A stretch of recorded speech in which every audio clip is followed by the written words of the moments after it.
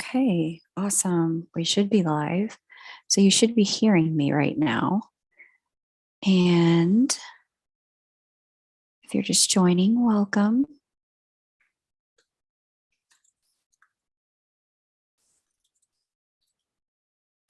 Hey, Allison. Awesome. J Girl, welcome. So happy to see you guys here. Thanks so much for joining. Appreciate it. J.A., welcome. Damien, hi. Terry H, hi. Thanks, J Girl, for the thumbs up there. I really appreciate it. Awesome. I'm so grateful you guys are all here. Thank you for joining me. I'm excited to do this workshop with you, this kind of free online opportunity to better get to know your chart through better getting to know your Chiron energy in your chart. I'm just going to give it a minute or two for people to kind of filter in. It'll be helpful to bring up a copy of your birth chart. No worries if you don't know how to do that. I'm going to walk you through how to get it. So if you're like, she said birth chart and I don't know what that means, don't worry, I've got you. But if you know how to grab a copy of your chart, now's a great time to bring it up, to have it here and available for yourself, because we're going to work with that a little bit here during our time together. And if you're just joining, welcome. You haven't missed anything. We just started the live stream. I'm super pumped to be here with you. If you wouldn't mind just giving the video a thumbs up, that would be fantastic. It certainly helps the content to circulate. So we're going to dive in just a moment. Let me just come back to the chat, make sure we're all good. Can you guys can all hear me well, right? Sound is all good. Just making sure. It is exciting, Abby, do it. I agree. Hello, Didactic MK and Mary, TK Koba, welcome. Tina, welcome. Flower and Forgiveness, awesome. You guys are such a great crew. I swear I have the best live audience ever. I've seen live audiences for other people, but I just absolutely adore the people who join my lives. Hey, Black Mantis, Maria Endro. Amazing. No problem, Madeline. If you've got to get to sleep, this recording is going to be here for you tomorrow. All right, let's go ahead and dive in. Welcome, everyone. My name is Kay Moon, and I am a twin flame channel and Western astrologer. And this live broadcast is about understanding Chiron and its role in your chart and your life so that you can transcend the concept of the wounded healer that comes with Chiron, the Chiron archetype, and operate from sovereignty and mastery with the challenging parts of your life. I'm super pumped to be here doing this stuff with you guys today. It's a pleasure and an honor. So today we're going to talk about 4 things. This broadcast should be about 90 minutes plus a half an hour for Q&A. So about 2 hours. Hang out for what you can hang out for. What you can't hang out for, don't worry. You can re-listen to the recording at a later date. In the Q&A, I want to just remind everyone that I'm not going to be able to interpret individual charts during this time. If you want me to look at your personal placements, the best way to do that is in a private reading or to sign up for a class that I'm about to offer about understanding your Chiron called Mastering Your Chiron. And I'll be having a link to that below the video if you'd like to go deeper once we're complete today. But for today, we're going to talk about the mythology and the pathology of the wounded healer concept. I say pathology because there are some ways in which we very much associate Chiron with the worst parts of his life in our astrological understanding of him in our charts. And we completely gloss over the mastery, scholarship, and leadership that he provides in the area of our life that Chiron is placed in our chart, which is how Chiron spent the majority of his immortal life. He's famous for so many reasons, but when we associate a person with the worst moment of their lives, and Chiron's not a person, he's a mythological character, technically a centaur. But when we associate one with the worst moment of their life and extrapolate and then magnify that as if that is the only part that matters, we end up pathologizing what that person gave to us or that being gave to us during their living and golden years. We also end up conflating the giver and the gift. And the two are very separate things. And it's important to recognize both the humanity and the divinity and the giver, and the immortality and the kind of ever presence of the gift. And so we're going to talk about and unpack these two things so that you have a more empowered way to understand Chiron in your chart. Many of you recognize and understand Chiron as the wounded healer. You may have heard this phrase before, the wounded healer. And even in recognizing the construct of woundedness, when we put that in front of the construct of healership, we end up taking away from the capacity for healership to be the divine gift that it is, because it comes out of a place of woundedness and sacrifice. And while certainly there is an aspect of the Chironic narrative that we're invited to examine through that lens, that's not the only aspect. And so we're going to unpack all of that today. Secondly, we're going to talk about the way this Chironic energy can creep into areas of our life unrelated to the original wound and impact these areas as well, and how our Chiron wound can bring out our shadow in each of the three elements and each of the four modes. And if you don't know what elements or modes are, don't worry, I'm going to give you a full-on explanation. And we'll talk a little bit about how to know if these issues are at play in your life, and whether or not the issue is Chiron or something else, and how to step into mastery with this information today. So if you're just joining, welcome. We're only just getting started. Not to worry. If you're just getting here, all good. I'm super pumped to have you guys here. And finally, as we close out, I'm going to give you a way to start on your path toward healing using your chart and your Chiron placement, because the path to healing is really going to be personal for each person based on their chart. And I'm going to give you a way to start to decode and decipher that today. All right. So a couple of caveats before we begin. I want to make sure to share these things with you so that you understand how to work with what I'm sharing with you today. Let's just move into my little beach waves. You guys know I love the waves and I love the beach. So here's the deal. This is a free live class, as I said. It's slated to be roughly 2 hours. We're going to have 30 minutes of Q&A at the 1.5 hour mark. Even though this is longer than the longest personal reading I offer to help you unpack this stuff, this is still not enough time for me to give you everything that I know about Chiron and astrology and illuminate your personal path to healing. It will give you clarity about what you're looking for in your healing process and why certain areas of life are the way they are for you. It will provide you a lot of validation that no, you're not crazy. Your changes in your life, your challenges in your life have been laid out by the divine. They were part of how you incarnated. And through your soul lessons, you can and will transcend those challenges. I wish with all my heart I had a way to just give you a chip from my brain that you could put into your brain and upload everything that I know into your consciousness. But since Elon Musk has not necessarily gotten there all the way yet, I hear he's working on it terrifyingly. I'm going to do the best I can to give you a starting place in the next 90 minutes.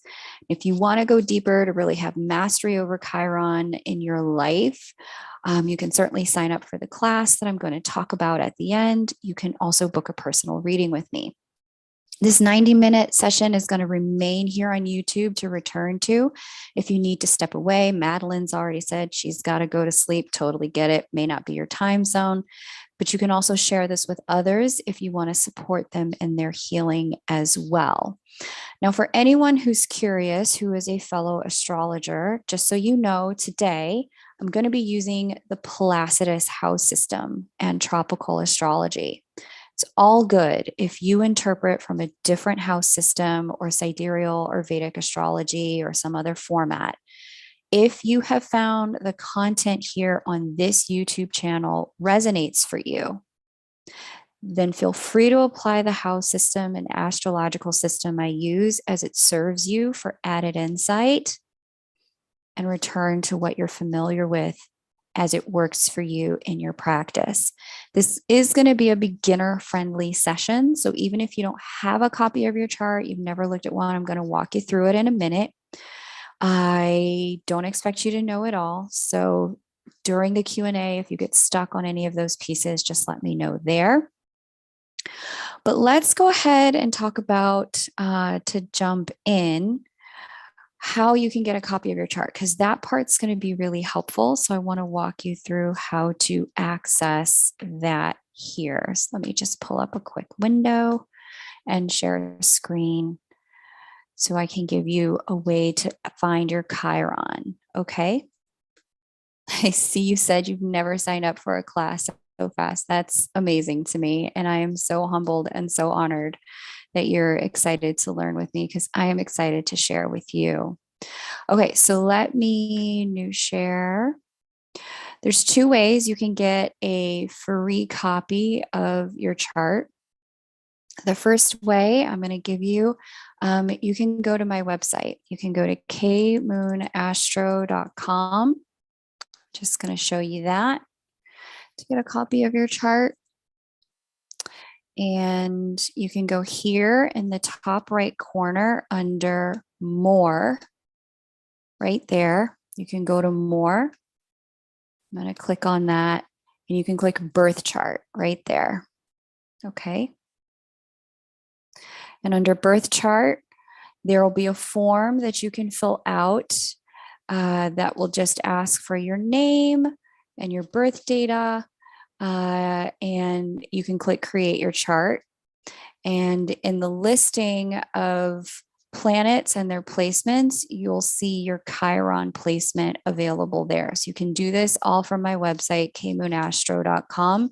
If you do not know your birth time, I strongly recommend that you use a sunrise chart, which is simply putting in the time for 6 a.m. Okay.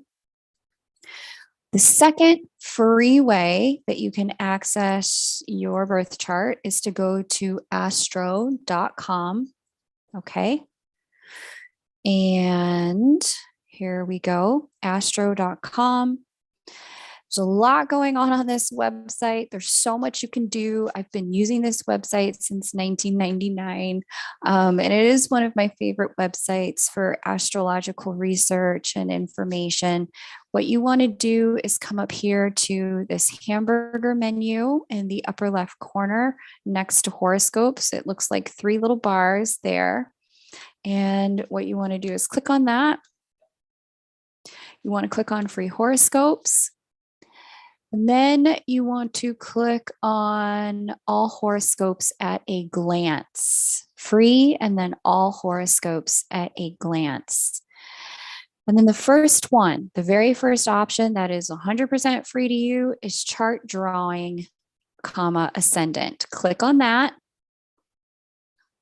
which we will do now. Okay. And then what you want to do is you want to go ahead and put in the birth data, and you'll be able to find your Chiron placement. Okay. So super simple. If you need to step away from the live stream to do that, you can do so now. It's very easy. Okay. To do both items. Both are free. So feel free to take a moment to grab your chart now. because we're going to be utilizing it when we get into the later parts of the session. All right.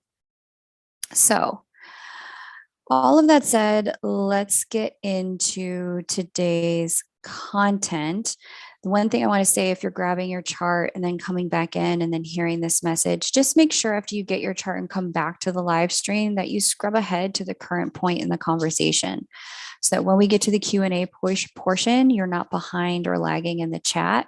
The best way to do that is going to be to refresh your page if you're on desktop where you're viewing the live broadcast, or to close the live stream fully and then reopen it if you're on a mobile device. Today's content, let's talk about it. Chiron. Mythology and the pathology of this wounded healer concept. What's interesting about this, let me just get the share screen again so that you guys can see the image I have here. What you're looking for in your chart when you are looking for Chiron is going to be the symbol that looks like this gold symbol here in the background. Let's just share. There you go. Looks like a little K with a circle on the bottom. Once you have found that, you have found your Chiron in your chart. So the mythology and the pathology here, in general, in astrology, our Chiron placement is considered to be our wounded healer placement. You'll hear people talk about it as the place in life where, oh, you're always going to struggle in that place, or, oh, you're always going to have problems in that area of life.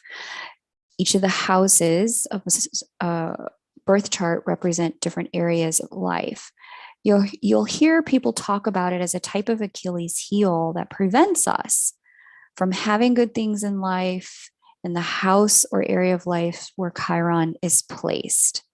Because so many of our hopes and dreams affiliated with that house can be dashed by this placement, it's also where we can see quite a bit of our own and others' shadow energy come out, unfortunately. When I'm talking about shadows or shadow energy, what I'm referring to is the repressed, suppressed, excluded, hidden, excluded parts of ourselves that, because they might be perceived by the outer world is, in air quotes here, deficient, they're hidden by us so that we can avoid ridicule, pain, blame, shame, or ostracism. In other words, they're hidden by us so that we can preserve belonging. For those of you who've studied psychology in any way, you're already familiar with the concept of belonging, and it's our ability to feel at home with and included in a group of people who matter to us. It's our reptilian brain safety attachments that allow us to feel like we'll be able to be fed, clothed, roofed, and not otherwise cast out into the darkness, thrown away from the tribe without resource or recourse. Belongingness is one of the most significant core drivers and motivations in our human experience. Most people would think that it's love or money or security, but 100% of those other things are predicated on our ability to belong to the group, culture, or tribe from which we come from. And what Chiron really taps into in a lot of ways is the ways in which our belongingness is really holding us hostage to the group or tribe that we're not necessarily meant to belong to, but the group or tribe we are meant to instead lead, L-E-A-D, lead, as in leadership. And it's because of this, when we lead the pack, we don't actually run with the pack. And it's important to remember that sometimes the ostracization that can come with our Chiron placement is actually a gift in disguise, because it has the transformative psychological impact of allowing us to be uncomfortable with being different, unusual, quirky, and a lot not like everyone else in the room in the areas of life that Chiron impacts. Okay, so for those that are new to astrology, we're going to start by identifying Chiron in a chart. So you should all have your charts by now, so you know what you're looking for when you see your chart. Let me pull up an example chart for us. I'm going to be looking at some famous people today and some example charts. Let's start here with Miss Oprah Winfrey. Let's start with her chart. Let's pull this out. Okay. So when you read with me privately, you'll see, those of you who recognize this will recognize this as the kind of chart that I use when I share with people. We can see here in her chart that her Chiron is placed here at 23 degrees of Capricorn. You can see that K with the circle, and it's located here in her first house in the green earth sign of Capricorn. You'll notice some things about these charts. There are different colors around the edges of the wheel, and the wheel is always divided into 12 slices of a pie. These 12 slices represent 12 areas of life. The colors on the outside of the wheel represent the 12 zodiac signs, and the zodiac sign on the edge of the house represents what that house needs in order to yield success for us in that area of life. Okay? That's just a quick overview. I go in depth about that explanation in Star School. Allow me to share another chart with you. We're going to look at one Miss Lady Gaga as well today. So let's pull her chart out. Okay.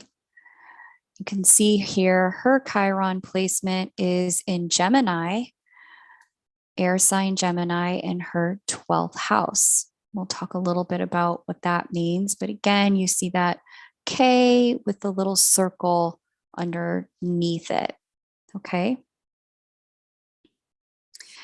And let me share one more chart. We're going to have a conversation today as well about a couple people who are using some of their Chiron energy in shadow.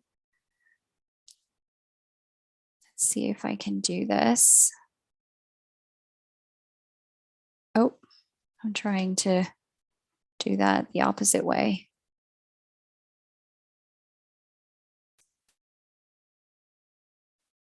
There we go. So there's two additional charts that I'm going to share here. One of them is Mr. Vladimir Putin. That's definitely got some Chiron issues going on there in real time. And one Mr. Kanye West, got some Chiron issues going on there in real time as well. Here we have Chiron, very similar to Miss Oprah Winfrey's, in the sign of Capricorn for Vladimir Putin in the third house. For those of you who know the houses, this should be ringing a few bells. That third house is all about communication. And with Mr. West, Mr. Kanye West, we have Chiron here in that 10th house of fame and visibility and success and who we are meant to become in this lifetime. So that's what we're looking for when we're looking for Chiron. We're going to maybe get into some of these charts here momentarily. Okay.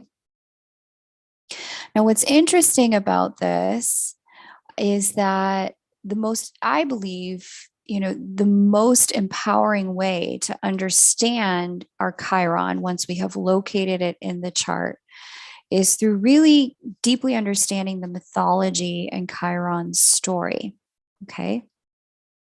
When you get your chart, what I want you to look for is what house Chiron is in, and then what sign Chiron is in. And after you have found that, if you'd be willing to just type that in the chat, your Chiron house and your Chiron sign, just so that I know all of you are kind of keeping up with where we're headed here. Okay. Awesome. Yeah, you're welcome, Terry. I'm happy to look at stuff, even the hard stuff, because there are things we can learn by looking at even the difficult things and not trying to push those things away. Okay. So in the mythology, let me see if I can find a good picture here of our friend Chiron to share with you guys. Chiron was typically represented as a centaur, but a little bit different than the other centaurs. So let's open this image up.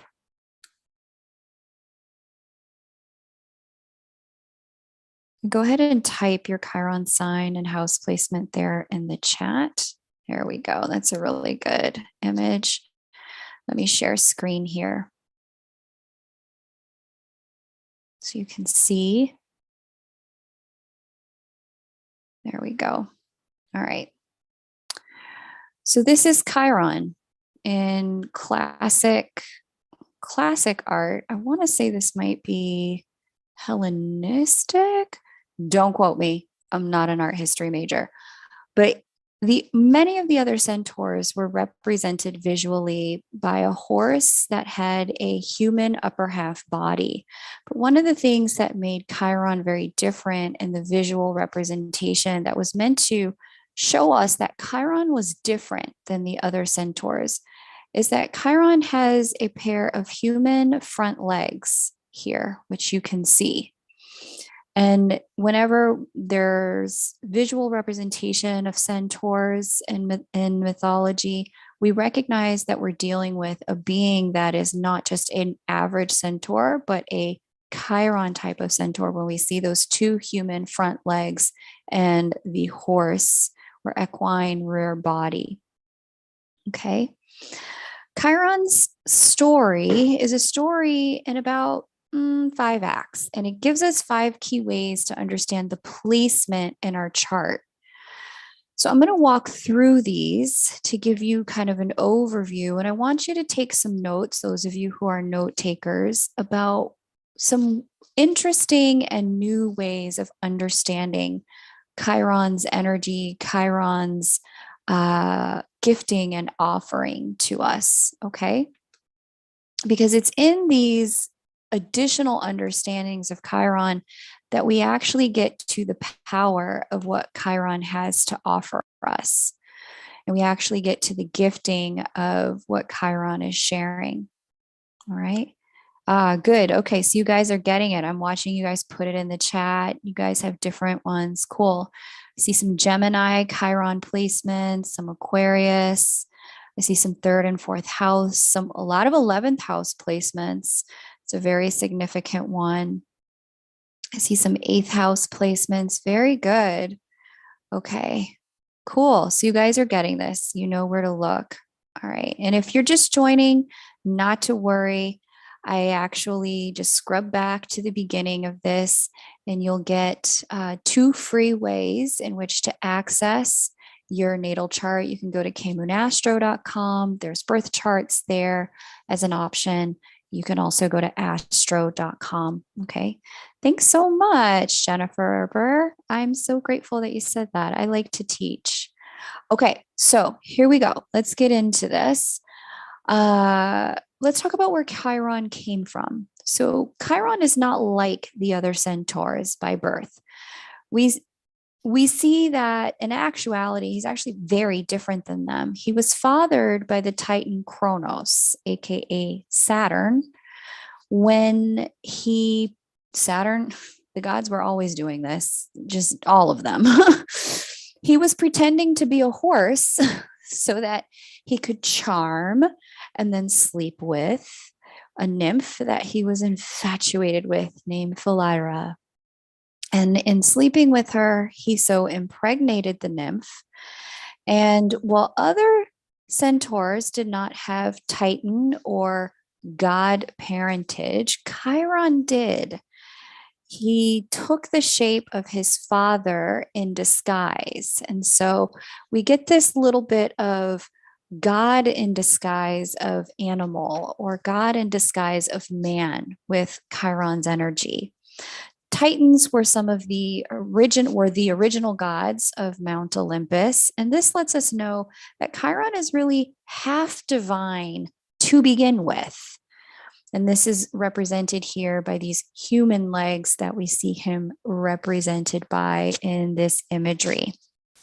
And so one of the things I want you to take down and note about your Chiron placement is that your Chiron placement actually represents a significant portion of your own divine nature by house and by sign.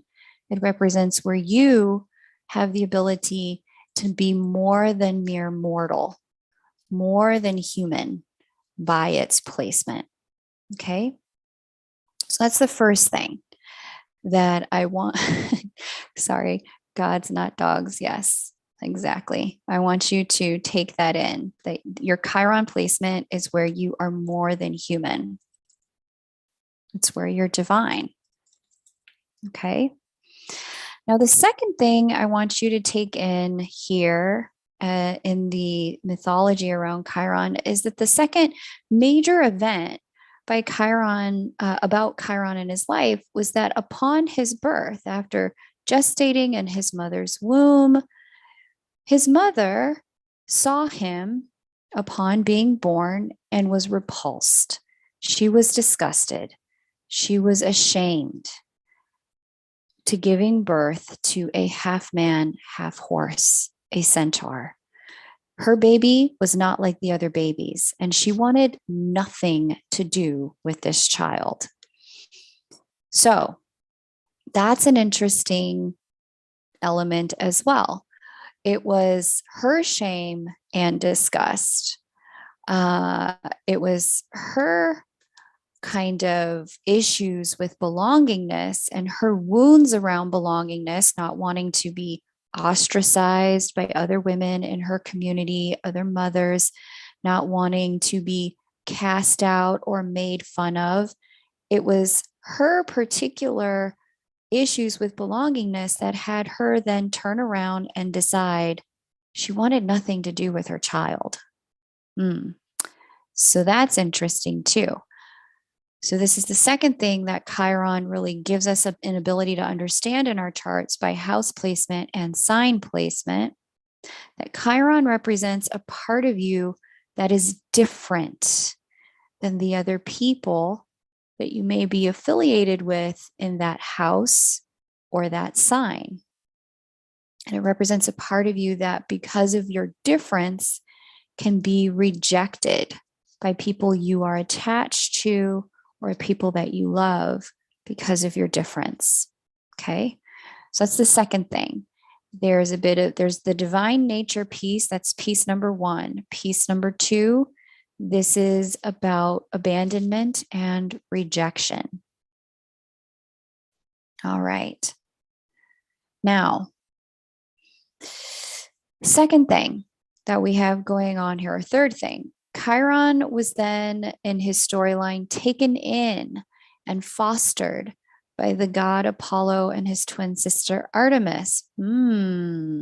So he wasn't raised like all the other centaurs. He was raised by a god. So we're going to talk about and unpack this because there's a lot to that. He was then taught the arts of medicine, which is healing, divination, the capacity to know what the gods know about life and the circumstances surrounding it. He was taught music, and he was taught archery and hunting. And it's here that we see Chiron move from the abandonment piece of the storyline into Chiron becoming educated, a very learned student, a well-rounded thinker, and an intellectual. Okay. Artemis specifically taught him hunting, and hunting is a skill that requires a lot of patience. It requires stillness, and it requires attention to detail in order to catch our quarry. So let's unpack some of this, because there's a lot just in that, in his fosterage, about what that means for us.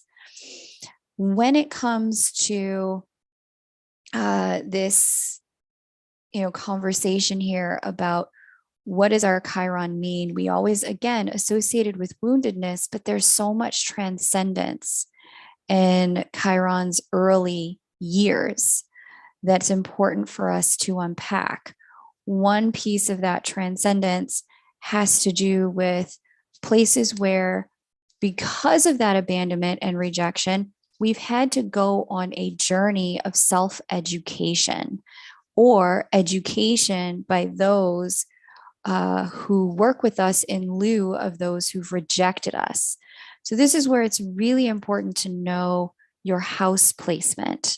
This is where it's really important to understand the people associated with the houses of your Chiron placement, because it's those people that are going to become the teachers, the mentors, the guides for you in lieu of the people that maybe you are normally associated with in that house.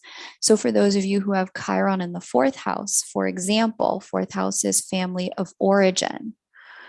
If you have Chiron in that fourth house, at different points in life, you may have found rejection and abandonment from the family of origin, only to then find soul family who nurture, foster, and mentor you and guide you into becoming the person that you were always meant to be.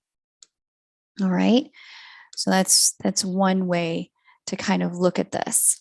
Now, we also have another way of understanding this, because Chiron, your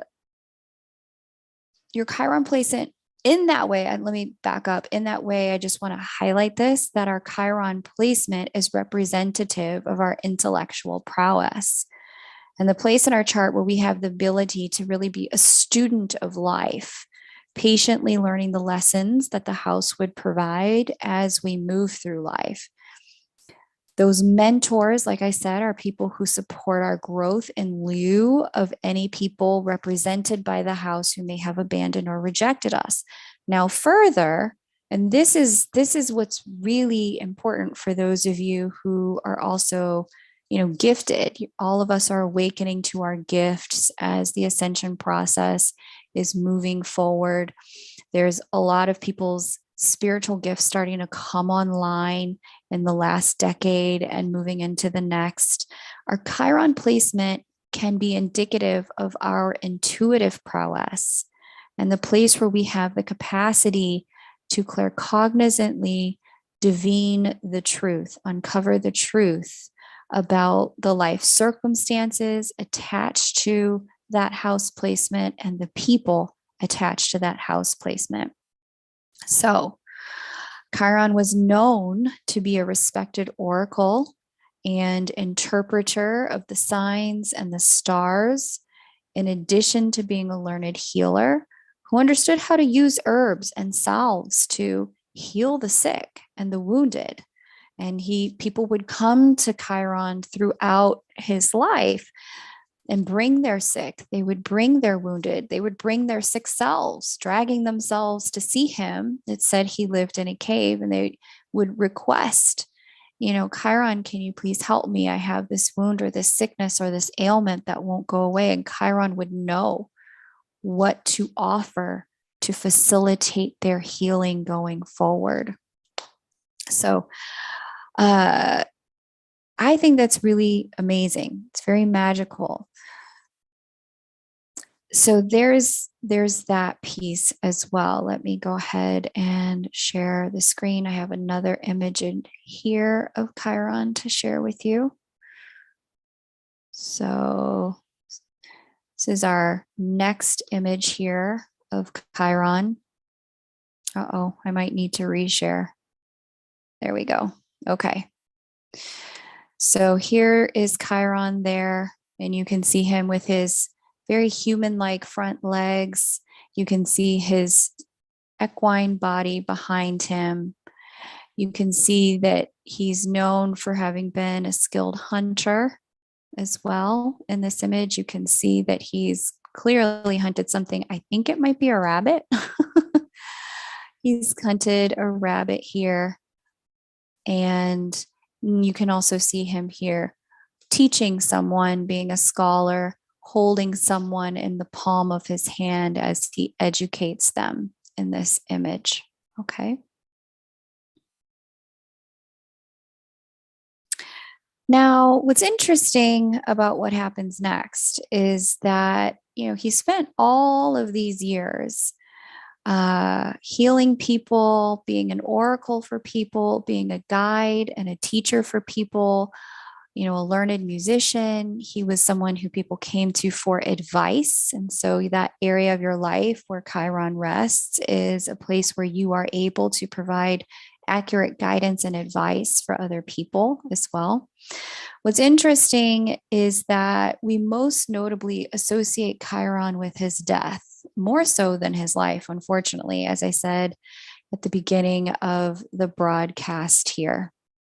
And so while Chiron lived many years and Chiron became a legendary teacher and mentor to some of the names that we associate with classic Greek mythology, we have Heracles, aka Hercules. We have Jason of Argonaut fame.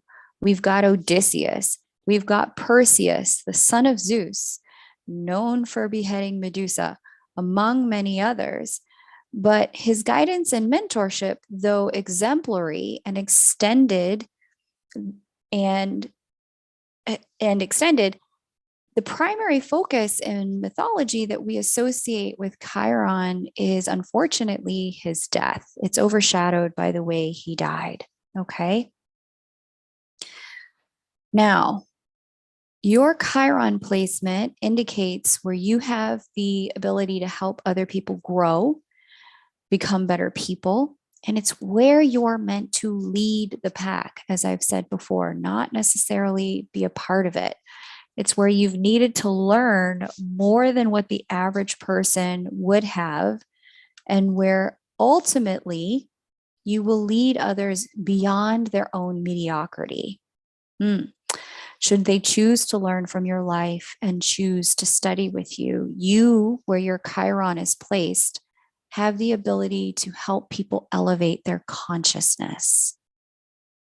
Okay. Now, Chiron's death is where we come to introduce the wound part of the wounded healer concept. And it's, like I said before, it's really a shame that this one moment overshadows his years of scholarly and intuitive leadership. But I bring those out and highlight them because I want for you, when you take a look at your Chiron placement and you look at that sign or that house, to deeply understand this is where your gifting is. This is where your specialty is. This is what you were born to give and share with other people. And that all of the pain you may have gone through with rejection and or abandonment leading up to these moments in your life is precisely where you're meant to turn it around and step into leadership. Okay. So, in the mythology, it was said that Chiron was immortal and that he was able to live through and survive anything. And so he did for many years. All of the centaurs were given immortality. Now, in the mythology, this is where the story gets a bit convoluted because there's a bit of conflation in the story between the centaur Pholus, whom those of you who've been with me on the channel for a long time, you've heard me talk about Pholus. There's a bit of conflation between Pholus's story and Chiron's story as they are very similar. What remains the same, and that we know for sure is true in the Chiron mythology, is that Chiron sustained a wound. He's shot accidentally with a poison arrow by a friend, by one of his students, by somebody he mentored and somebody he loved and someone who loved him. His student Heracles, aka Hercules, is mortified by what he's caused. But there's nothing that he can do to save his teacher. And the wound causes Chiron immense pain day after day and ongoing anguish, but yet his immortality won't let him die.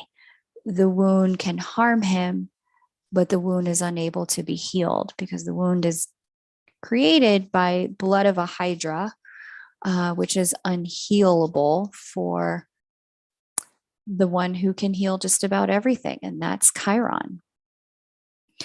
Now, what's interesting about this is what happens next. He is in so much pain and he is in so much anguish, and his life becomes unbearable. It becomes untenable.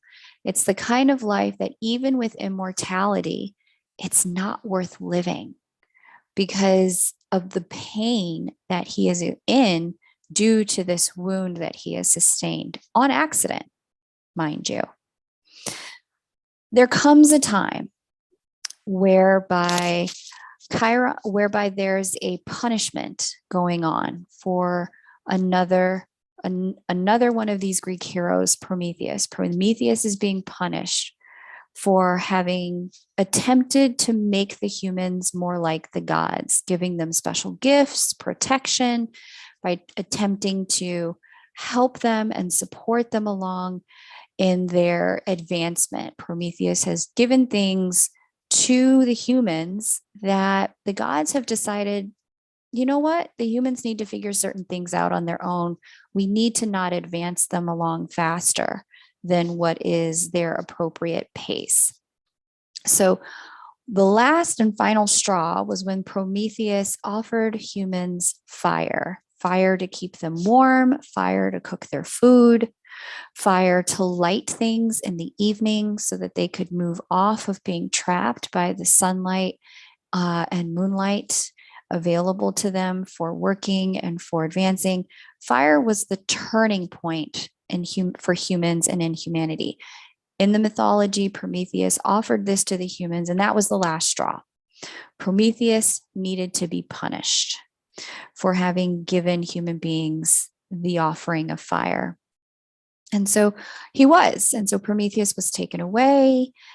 He was placed in a location where he would have to live out his earthly days. And Chiron had heard about this. And so he makes an offer. He recognizes, okay, yeah, maybe, we shouldn't give humans certain things. Maybe we can give them other things, the whole 9 yards. But Chiron says, you know what Prometheus has done may have been wrong, but he deserves to live. I, on the other hand, have this life that is not worth living because I am in so much pain. I would like to offer the immortality that I have so that I can finally die from this wound and let go of the anguish it's causing me. In exchange, give Prometheus my divine life. I'd like to give him my immortality. So a deal is struck, and Chiron is allowed to relinquish his immortality. Prometheus was released from his punishment. And as the saying goes, from that point forward, for his service and his loyalty and his dedication, most beloved Chiron among the gods is placed among the stars as a way of maintaining his immortality, that those of us on earth may be able to see his constellation every night. Now, let's unpack this. There is a lot to unpack there. The first thing is that the wounding was so painful for Chiron that it led him to give up one of his defining attachments to Earth. And that defining attachment to Earth was that which allowed him to be on Earth, but made him more than human. It's what made him divine, and that was his immortality. Okay. So we have this thing that attaches him to being on earth, that he now, because of the pain he's in due to having this thing, he's willing to give this thing up, which is a fascinating, fascinating exchange. It's a sacrifice that he's willing to do. And it's this is the key for us in our charts. This is the key. It's our willingness to go to extremes so that we can be free, that allows us to be at our most powerful in the placement of our Chiron. Okay. It's our willingness to let go of our earthly attachments because they have become too painful to hold on to. This is one of the extended lessons of Chiron. And it is the lesson really about recognizing where holding on has become more painful than letting go. So here we have another image of Chiron schooling one of his young pupils there around archery, which is one of the skills he had learned from Artemis. Before that letting go happens, it's our earthly attachments. And to put that in more clear terms, our ego attachments. In the house that Chiron sits in, that will be a place of suffering for us as long as we are committed to holding on to having it express itself in ways we think it ought to, and having it be a particular way. It is through the process of letting go that we actually gain the power of true immortality and our true gifting of the wisdom that that Chiron placement is providing for us. Okay, so that's it. All of this is interesting, right? You guys are tracking with me, right? Just to quickly recap, extended understandings of what Chiron represents. We've got Chiron representing a huge part of our divine nature because he is half God, half Titan. So it shows us in the place in our chart where we are divine. Second, we have Chiron representing a part of us that is different and can be rejected by the people we love most because of the ways in which we are different. Third, we have Chiron being representative of our intellectual prowess. And fourth, our intuitive prowess. It's a placement of where we have the capacity to be the most learned and where we have the capacity to be the most intuitive in these placements, if we would just be willing to work with the wounding and be willing to work with what preceded the wounding, which may be abandonment and rejection. Okay, now, this is fourth 5. The Chiron placement indicates where we have the ability to help other people transcend and become more than mere mortals. It's where we have the capacity to teach, guide, and learn, help them learn. It is because we are not a part of the pack. We are out in front of it. We are leading the pack. So we are therefore providing this opportunity for people to expand and grow. Okay. And lastly, the sacrificial wound that leads to our own immortality comes through that resurrection cycle energy, right?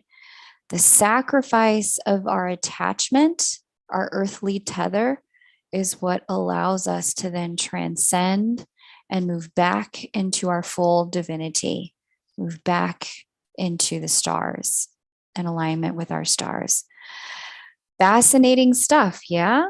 You guys tracking with me? What do you guys think of this? These expanded understandings of our Chiron placement.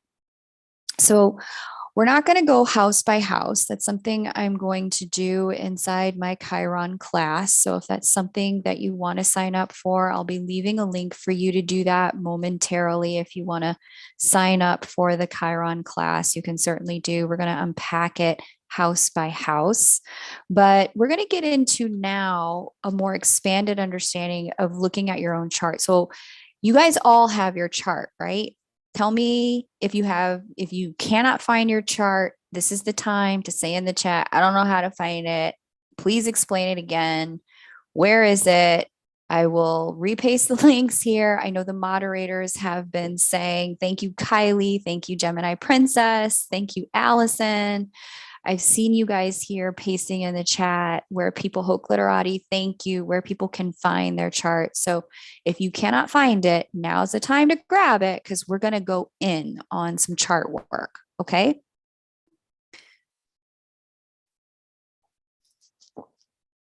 Amazing. Okay. Water is always my friend. I have to remember that. Awesome. Got it. Okay. And you're loving this. Anne Penrose. Perfect. Sherry Currency says expanded understanding. Thank you. Fascinating indeed from unprecedented times. Cool. Awesome. Glad you guys are having fun with me with this. All right. So let's get into some of the energies here. So let me bring these charts back. Let's go ahead and let's start with Lady Gaga. She's a fun one. There we go. Let's start with her. Uh-oh, where's Miss Gaga? Oprah, Putin, Kanye, Lady Gaga. I gotta find her. Okay, there she is. I see her. Let me bring her to the front. Okay. So very cool. Let's see what else you guys are saying here in the chat. Didactic says this is awesome. Quite a lot to take in already for me. So going to take a break for now and come back. Thanks for sharing. You are so welcome, Didactic. And listen, the information isn't going anywhere. So anyone else who feels like, okay, I need to take a quick break, no problem. We're going to go even deeper in the Master Your Chiron course. So if that's something you want to sign up for, you definitely can.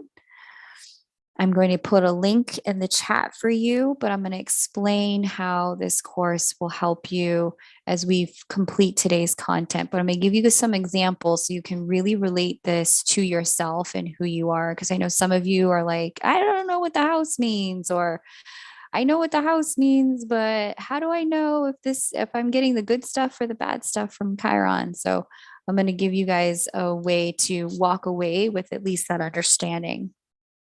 All right. So let me just come back here in the chat. If you know you want to go deeper with me, you can. There is a course called Master Your Chiron Wound, which I'm going to teach. It's a long form workshop on Sunday, March 26th. And we can go much deeper into this stuff. So there's the course link there. It'll also be linked below this video, but let's talk about your chart. So inside the charts, what we have going on, anywhere our Chiron is placed, now that you have an understanding of the meaning of this incredibly potent symbol in your chart, let's have a look at the way it can creep into areas of life unrelated to the original wound and impact these areas as well. Okay, so we're going to talk about how Chiron can bring out both our divinity and our shadow by looking at the elements and the modes. All right, so in any chart, many of you guys are familiar with the elements. You're familiar with fire, water, earth, and air. All of you guys know those four. You could be a water sign, a fire sign, an air sign, an earth sign, etc., based on your sun sign.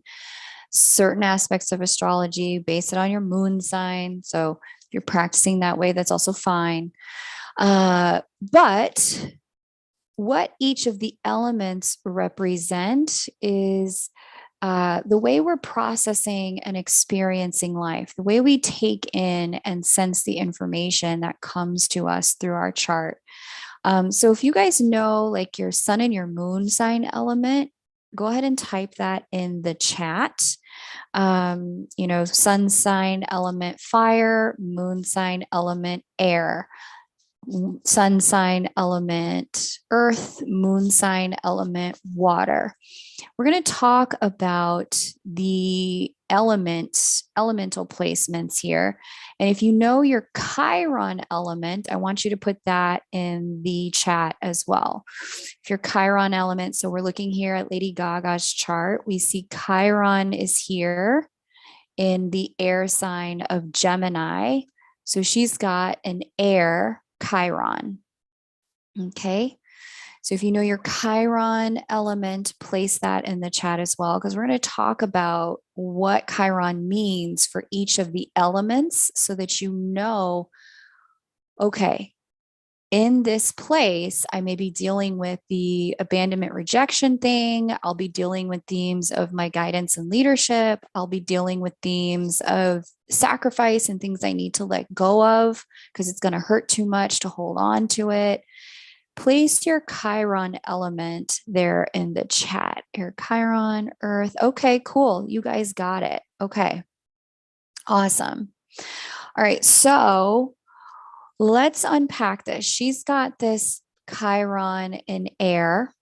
All right.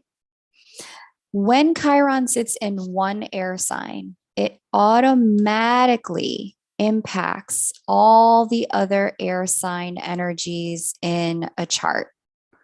It's automatically connected because all of the air signs in your chart are connected by a harmonious aspect called a trine.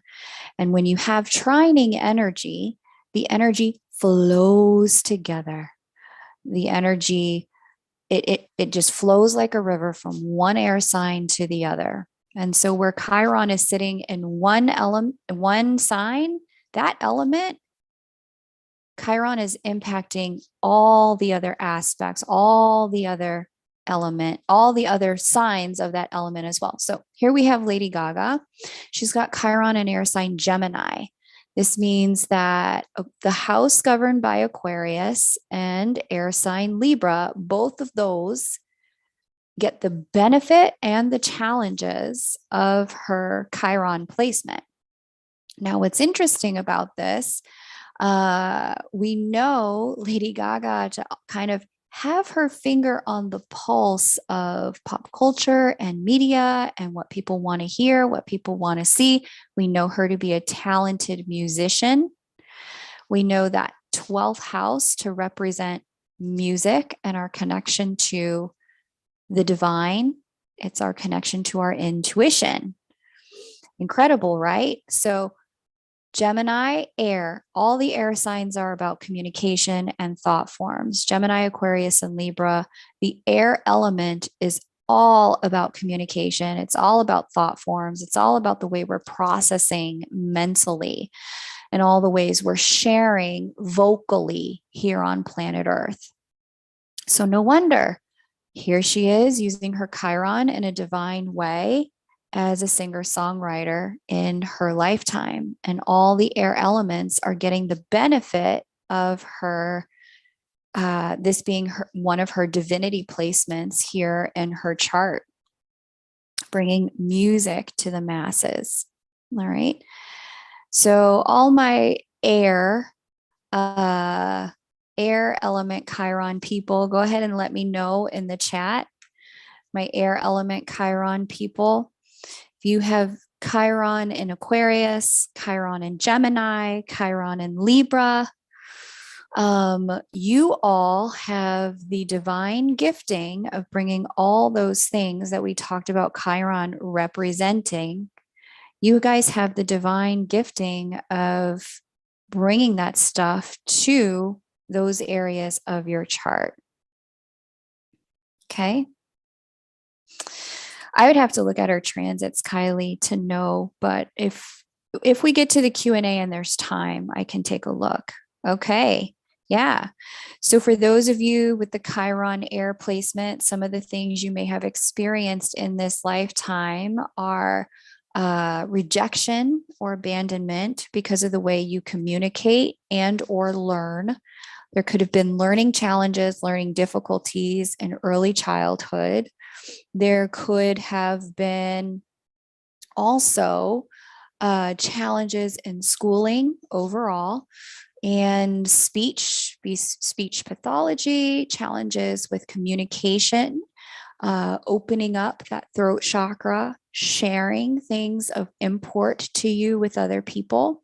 And there could have been times in your life where in that sharing, friends, which is Aquarius, siblings, which is Gemini, and partners, which is Libra, all the air signs, those people could have abandoned you, but then also been some of your most important mentors in this lifetime. Friends, which is Aquarius, Gemini, which is siblings, cousins, and neighbors, partners, which is Libra. And so that's that Chiron in Gemini, or Chiron in air placement, which Lady Gaga happens to have. My Chiron in air placements, can you relate? Are you also noticing that you are leaders in the world of communication, that you are leaders in the world of intellect and teaching and learning, that you're leaders in your friendship circle, that people look to you for guidance and advice? Maybe your siblings look to you for guidance and advice. Are you guys noticing, my air Chiron people, that these are experiences that you have had in your lifetime? Let me know in the chat.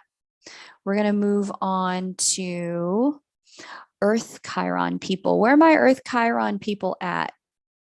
Got a couple of charts here to look at for that. Let me bring one Miss Oprah Winfrey's chart to the front. She is an Earth Chiron person. Samantha says, I'm a teacher. Very nice. Rebecca says, Chiron and Gemini. This is such an eye-opener. Very nice. Kylie says, I'm going to charge for my advice. Kylie, you should. I think that would be very smart for you. Many of the people who have that Chiron in air sign have the capacity to put disparate pieces of the puzzle together and have it make sense in ways that other people and other signs may overlook. Okay.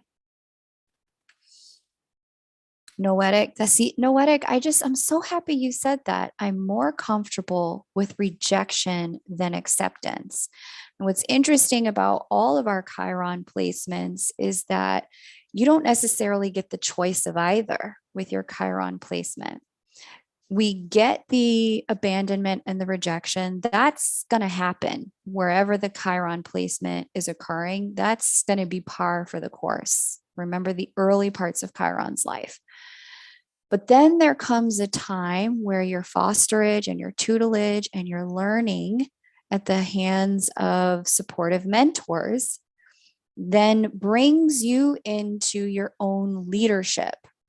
And so the acceptance piece is really about recognizing that people see you as someone they can turn to in the area of life where your Chiron rests for guidance and leadership. They see you as someone they can turn to, as someone with the gifting of knowledge and intuition. And so it's not necessarily about being accepted in terms of belonging, Noetic. I'm so glad you said this. It's more so about accepting the fact that you are a leader among your people and that there's really nothing you can do about that. You're going to be that person either way. Okay. So glad you brought that up so I could highlight that point. Okay. Now, where are my Earth Chiron people? Earth Chiron people, please step to the front of the line. Let's talk about the Earth element. We've got Oprah Winfrey's chart here. She's got Chiron here in Capricorn in her first house, and it certainly connects to all of the other Earth element energy in her chart, Virgo and Taurus. Okay. Now, the Earth element pertains to our third dimension. Okay. It pertains to the body, pertains to money and wealth, material comforts, pertains to the home. It pertains to health and well-being. The earth element is all about the ways in which we navigate the third dimension. And it is unavoidable. It is inescapable. As long as we are hanging out in the meat suit, the third dimension is non-negotiable. So when you have the Chiron placement in earth elements, okay, my earth element people, I want to hear what you've experienced in the chat. So you can experience deep rejection and abandonment by, you may feel sometimes your body gives out on you. You can't count on or rely on your physical body to hold or contain your spirit. Some of you in childhood may have had near-death experiences, or you may have had physical ailments, physical sickness as a child. And with earth element energy, you may have found one parent or both financially abandon you, financially fail to take care of you, hold the responsibility around you. With earth element Chiron, you may have found that in the world of work, you experience things like rejection at work, can't get along with your coworkers, you have to struggle to achieve the success you want to in the arena of work. These are all common experiences for people with the earth element Chiron. Earning money, holding on to money once you've earned it, making money. These are things that you might be challenged by. Now, in the light, these are all the things and all the places where you also have the capacity for intuitive guidance, intellectual prowess, and leadership for other people, right? So let me see, Home Sweet Planet. I used to tell my people my body is an a-hole because it kept feeling like it was betraying me. That's a common experience for people with earth element Chiron. And in Oprah Winfrey's life, we know that she's had this kind of lifelong battle with weight and what her weight is doing. And is it going up? Is it going down? How is she dealing with her body? And so this is a common theme for people with Chiron in an earth element, issues with the body, issues with money, issues with work. Okay. But they're all transcendable. It's 100% possible to move beyond the wound and operate in the healership capacity. And in some cases, it may be necessary to let attachment to the way each of these energies are expressing go so that you can move into your true divinity and your true divine energy by letting the attachment, the earthly attachment, go. Okay. So my Earth Chiron people, let me know in the comments here in the chat, have you had the experience of being the one that people rely upon in your workplace? Being the one that people rely upon for structure, being the one that people come to for guidance, for planning, for strategic insight and advice? No one can say that Oprah Winfrey is not a smart businesswoman. If you wanted to start a business and had the option to get advice from Joe Schmo, who owns the corner store down the street, or Oprah, who would you choose for your business advice? I don't know about you, but I'm going with Miss Winfrey here. She has figured business out, right? You may also have the experience in your guidance and leadership of really understanding how to live well in the physical body. Those of you who have the Chiron in earth signs, you understand, okay, I know what comfort feels like. I know what a good home feels like. You may be the person whose home everyone wants to come to. You may be the person whose fashion or whose style is appreciated by everyone. You may be the kind of person who, when it comes to the body for health and wellness advice, people turn to you to say, hey, how could I really want to figure this or that out with my body. I want to tone up, get in shape, resolve this or that allergy issue. And somehow, some way, you have stumbled across in your lifetime some bit of information or knowledge that can help facilitate other people's physical healing. Some of you may even be practicing healers with a Chiron earth placement. You may be doing some form of nursing, some form of acupuncture or Chinese medicine, or you may be an herbalist with a Chiron earth placement.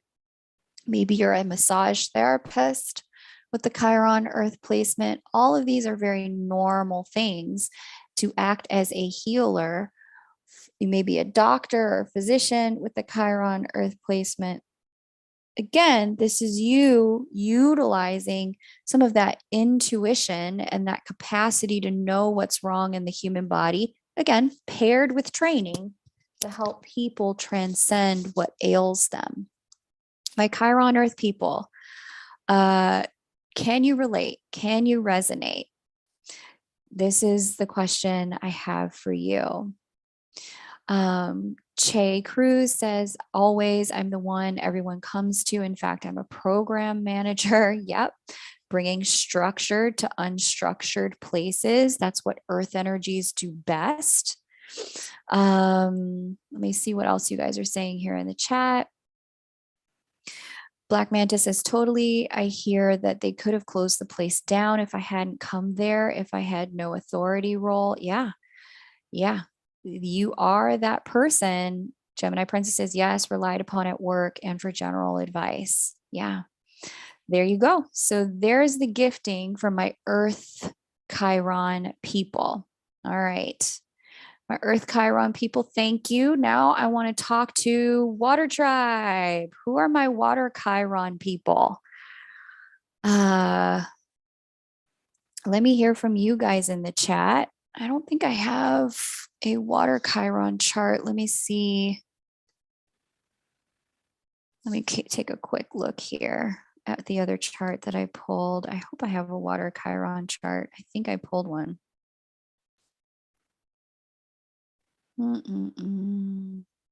Nope. Even Mr. West is a Taurus Chiron. Let me pull up a Water Chiron chart really quick. My Water Tribe Chiron people, which water sign is your Chiron placed in? Is it Scorpio, Cancer, or Pisces? Fire's last, baby. Saving the best for last. We're going to do fire last, but we're going to talk to water next. My Water Chiron people.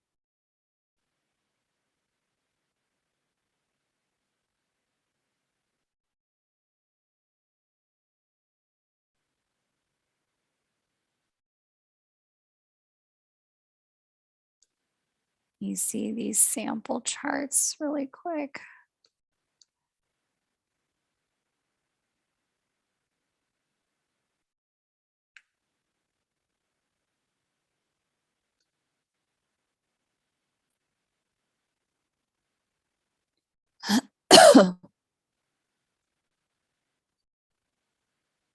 Let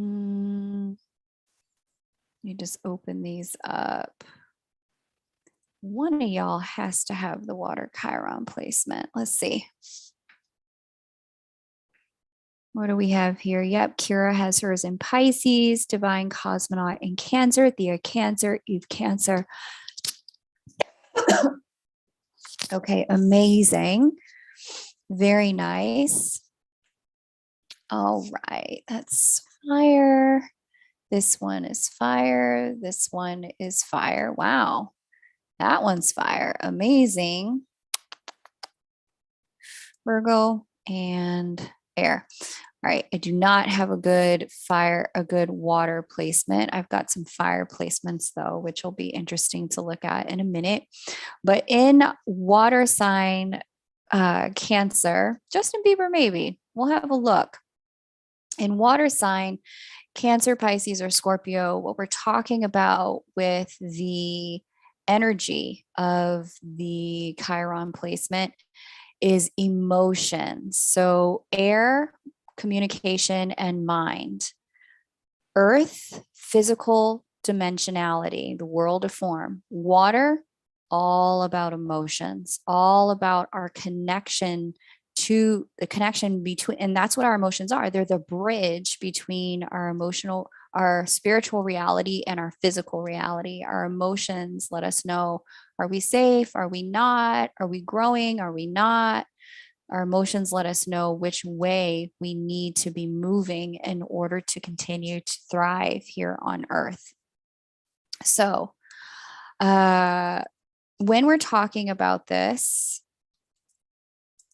what we are referring to is in the shadow, the Chiron energy can have you being extremely rejected for the ways in which you may have experienced your emotions here on planet Earth, unfortunately, whereby people may have called you a crybaby, people may have said you're too sensitive. You may have found emotionally you struggle with the emotional ups and downs of integrating and interfacing with a third dimensional life. You could have one of the many mental health diagnoses. It's not uncommon, especially nowadays, for people to struggle with or deal with anxiety or depression. We're learning more and more about things like borderline personality disorder. We're learning more and more about bipolar disorder 1 and 2. We're learning more about, I think it's called dysthymia. I can't pronounce it correctly. What that is, and that kind of moving through, the depth of your emotions when it comes to like kind of the rhythm of life. You can be can be kind of all high or all low. The emotionality of being in life can be such a challenge for people with the Chiron inside water signs. So I'm looking for a celebrity here that most people would know. I can see these people would probably be more private people than not. Because when you have Chiron inside of a water sign, what can happen is you can feel really different from the way other people are on planet Earth. You can find yourself not understanding why people feel the way you feel or why you feel the way you feel. And it can be a very disorienting energy for you, and difficult to show emotion when it comes to Chiron and one of the water signs. You may find that it's easier to hold back or repress emotion. You may find that it's much easier to not have to reveal it. But simultaneously, guess what? In the light, you're going to be the first person that people come to when they're dealing with something deeply emotional. Here's a couple of good ones. All right. A couple of musicians here. We have Stevie Nicks from the band Fleetwood Mac, and we have Carlos Santana from the band Santana. Both of these two people have Chiron and water signs. And if you've listened to any of Stevie Nicks' music and lyrics or any of Santana's lyrics, what you'll find is that the lyrics, Elton John as well, they come from such a super rich, deep, soulful place of understanding who we really are as human beings on earth. The people with that Chiron and water sign, you're going to be the first person people turn to when they are sad or when they want to be understood or when they feel misunderstood by other people. You may find that if you are one of these Chiron in a water sign people, that you're the kind of person that is always giving out comfort to other people or spiritual guidance to other people.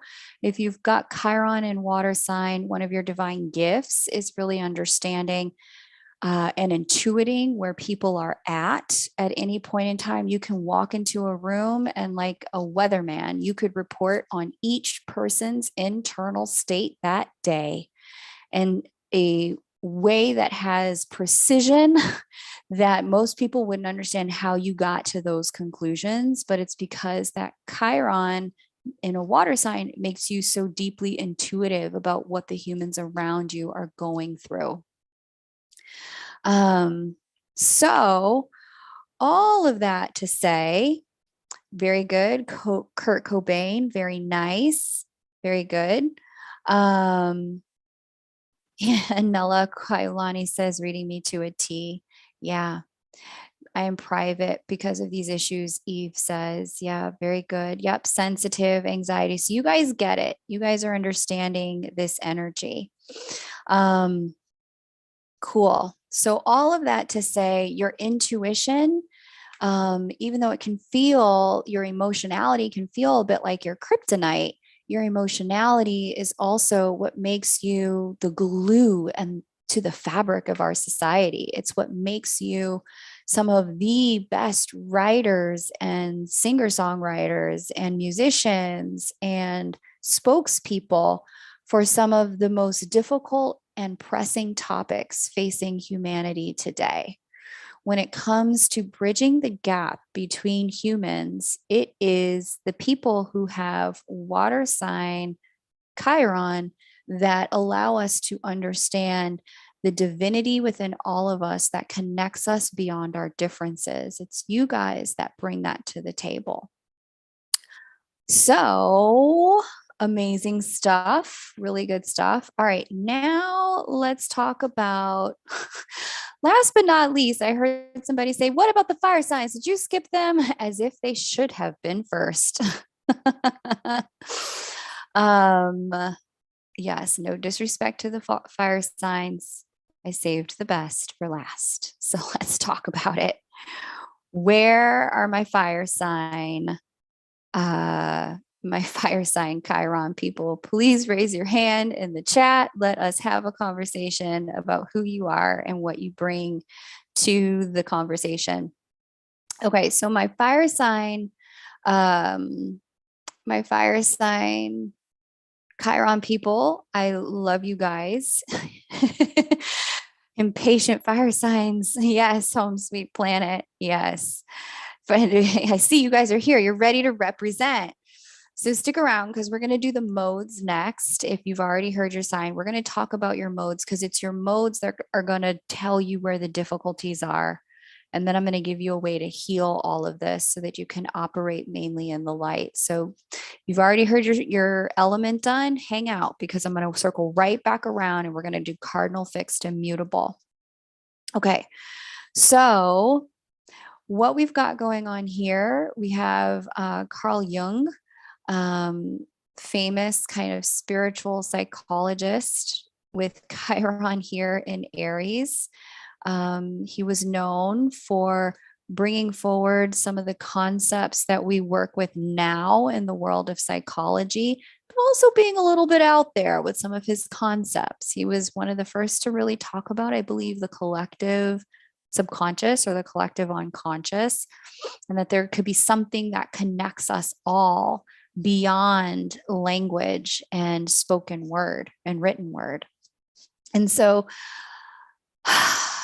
fire deals with spirit, water with emotion, earth with the realm of the physical form, air with the mind and communication. It is fire that deals with our spiritual nature. And so for my people here with the Chiron there in Aries, what you got, not Aries, but fire signs. That's Aries, Sagittarius, and Leo. What you guys are bringing to the table, what you may be working with in terms of wounding, is coming from a religion of origin that you just did not resonate with, that you may have felt ostracized by. The religiosity, maybe you came from a very conservative or orthodox community, and any faith, pick one, any hyper religious faith, very dogmatic practices that left you feeling without a spiritual home. Like you had a connection to God, but somehow what you were doing ritualistically just did not resonate, didn't connect you to God in the end, didn't connect you to the divine in the end. These Chiron in the third or in the fire signs could also have the experience of maybe needing to leave home early because of religious differences or spiritual differences. They may have had the experience of, in that rejection and abandonment state, of feeling like for whatever reason they can't connect to God. Like when they pray, God listens to everyone but them. They might have the experience of feeling like when they try to intuit, when they try to be in tune, they get silence back. So this is an interesting experience for our people here with the fire Chiron placement. With the Chiron and fire, we can also see that one of the main issues could also be self-rejection, self-abandonment, self-penalization, and constantly nitpicking and fault-finding with the creature that you are.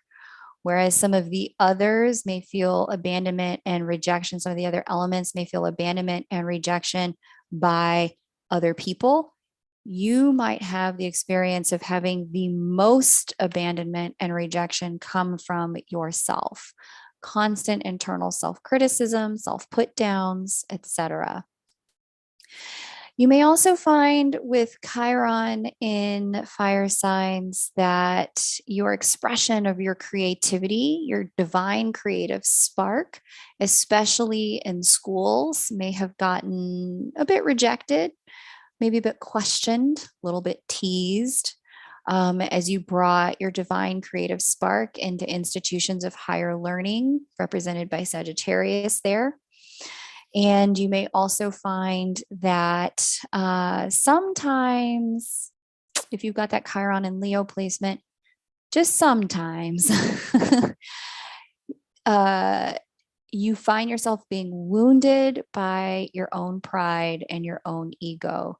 It's like you find yourself having experiences of foot and mouthness that has you chastising yourself repeatedly. Like, damn, why did I say that? Dang, why did I have to put it that way? Dang, I did not mean it like that. And it's because there may be times where you may speak the truth in ways that can at times be a weaponization of the truth, the weaponization of your divinity, and that can cause you to be a bit outside of other people, outside of the pack. And so in your learning, one of the things that people with Chiron and fire end up coming to do and coming to be are spiritual leaders and teachers sought out for their guidance and knowledge and understanding of the divine, their guidance and knowledge and understanding of things pertaining to our connection to spirit and our intuition. The Chiron and fire people are some of the people you can turn to when you need to be reminded of the divinity within yourself and what's special and unique about you, and the necessity of not needing to change one iota of who you are, that there's purpose to all things about you. The fire Chiron people are going to always be some of your biggest cheerleaders here on earth. My fire Chiron people let me know, do you find that this is what you do for people? Are you the person people come to for spiritual advice and guidance? Are you the person that people rely upon when they need to be reminded that they can do it, even though they may be different than others?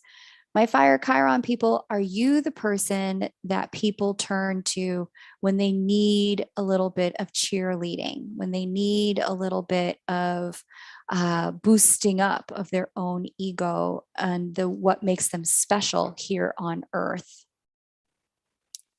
Let me know here in the chat. Clarabelle have always put my foot in my mouth with my words. Mom was always telling me to think before I speak. J Girl says yuppers. Amethyst says, oh, yes. Amber S says, yes, sometimes. Yeah. You guys are like, definitely. There you go. So there you go. The vent says, little bit, K-Moon, a little bit. Yeah, people come to you, Chiron fire people, when they're ready to hear the truth. That's one of the things that is your gifting, is you have an innate capacity to be so tapped into the divine nature of all things that when people are ready to hear that, when they're ready to see that, they turn to you because you bring that forward.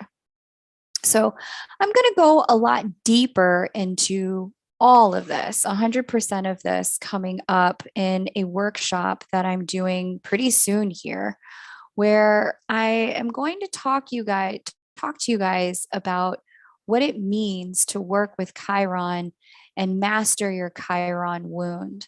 Because while this is general and it's helpful to understand, the problem with general information is that it's just general information. It brings you into an awareness, but awareness and action are not the same things. And you may know people who are aware of their issues, they know what the problem is, but because they've done nothing about it, they can be a little unbearable and difficult to be around. Knowing and action are two different things. And so I want to invite you to join me for a course, a very fun course that I'm going to host called How to Master Your Chiron Wound. I'm going to put a link here in the chat. And then after I'm done sharing this with you guys, I'm going to go into the modes. So if you're a cardinal Chiron, if you are a mutable Chiron, or if you are a fixed Chiron, you definitely want to hear this because it's the modes where our Chiron can give us the most difficulty and make us the most challenge. It's where we can almost give up on some things in life. And I want to make sure to share that part with you before we go so that you're aware that you can bring transcendence to those areas of life, but it's going to be so critical to give yourself the permission to understand what your chart says for your healing. So the Master Your Chiron Wound workshop is a 3-hour workshop that it's a beginner workshop that I'm going to host on March 26th. It's a Saturday. And it's $77 USD. So it's super affordable. It's cheaper than a reading with me.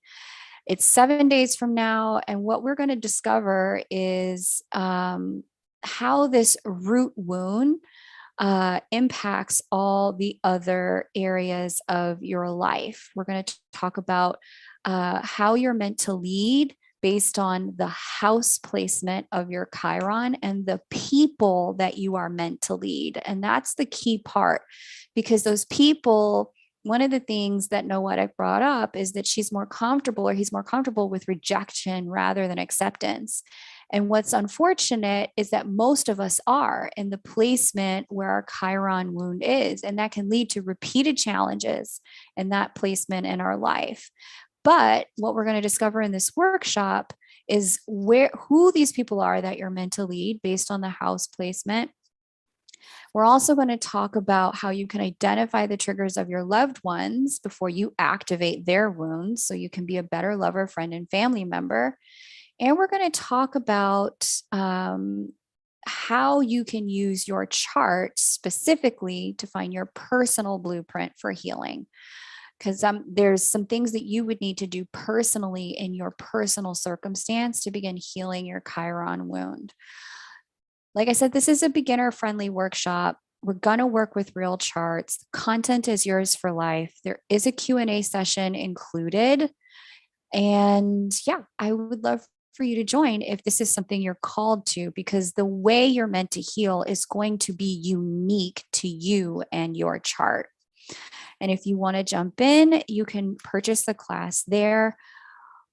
And I want to invite you to do it because one of the things, like I mentioned on the channel before, we're all going to be working with shadow work for an extended period of time as the South Node moves through Scorpio. Scorpio represents the things we'd rather not have to deal with, our secrets, the things we'd rather keep hidden. In other words, the parts of ourselves we'd rather keep locked in a closet. And most of that includes our wounded self. In order to bring her or him out of the closet and give her a primary seat at the table, it'll be important to understand your path to healing and precisely why and how your Chiron placement has created a path to divinity for you in your human incarnation. Okay, so there's the link. It is the 26th of, it's Saturday, the 26th of March. So it is about 10 days away. However, I am closing registration in 7 days. And that's because I want to make sure that everyone who enrolls has a chance to grab their chart, has a chance to read all the prerequisite material, because I'm going to be giving you guys some things to work with ahead of time. So I'm closing registration next Wednesday. But then on Saturday is when the class is. So Saturday, March 26th, it is recorded. The content is yours for life. So I invite you to go ahead and jump on in if this content is already really speaking to you. The Master Your Chiron workshop will be about 3 hours. It's 77 USD, and it will give you the opportunity to finally go from, hey, I know I have this issue, to I know exactly what to do so that this issue doesn't repeat itself in life.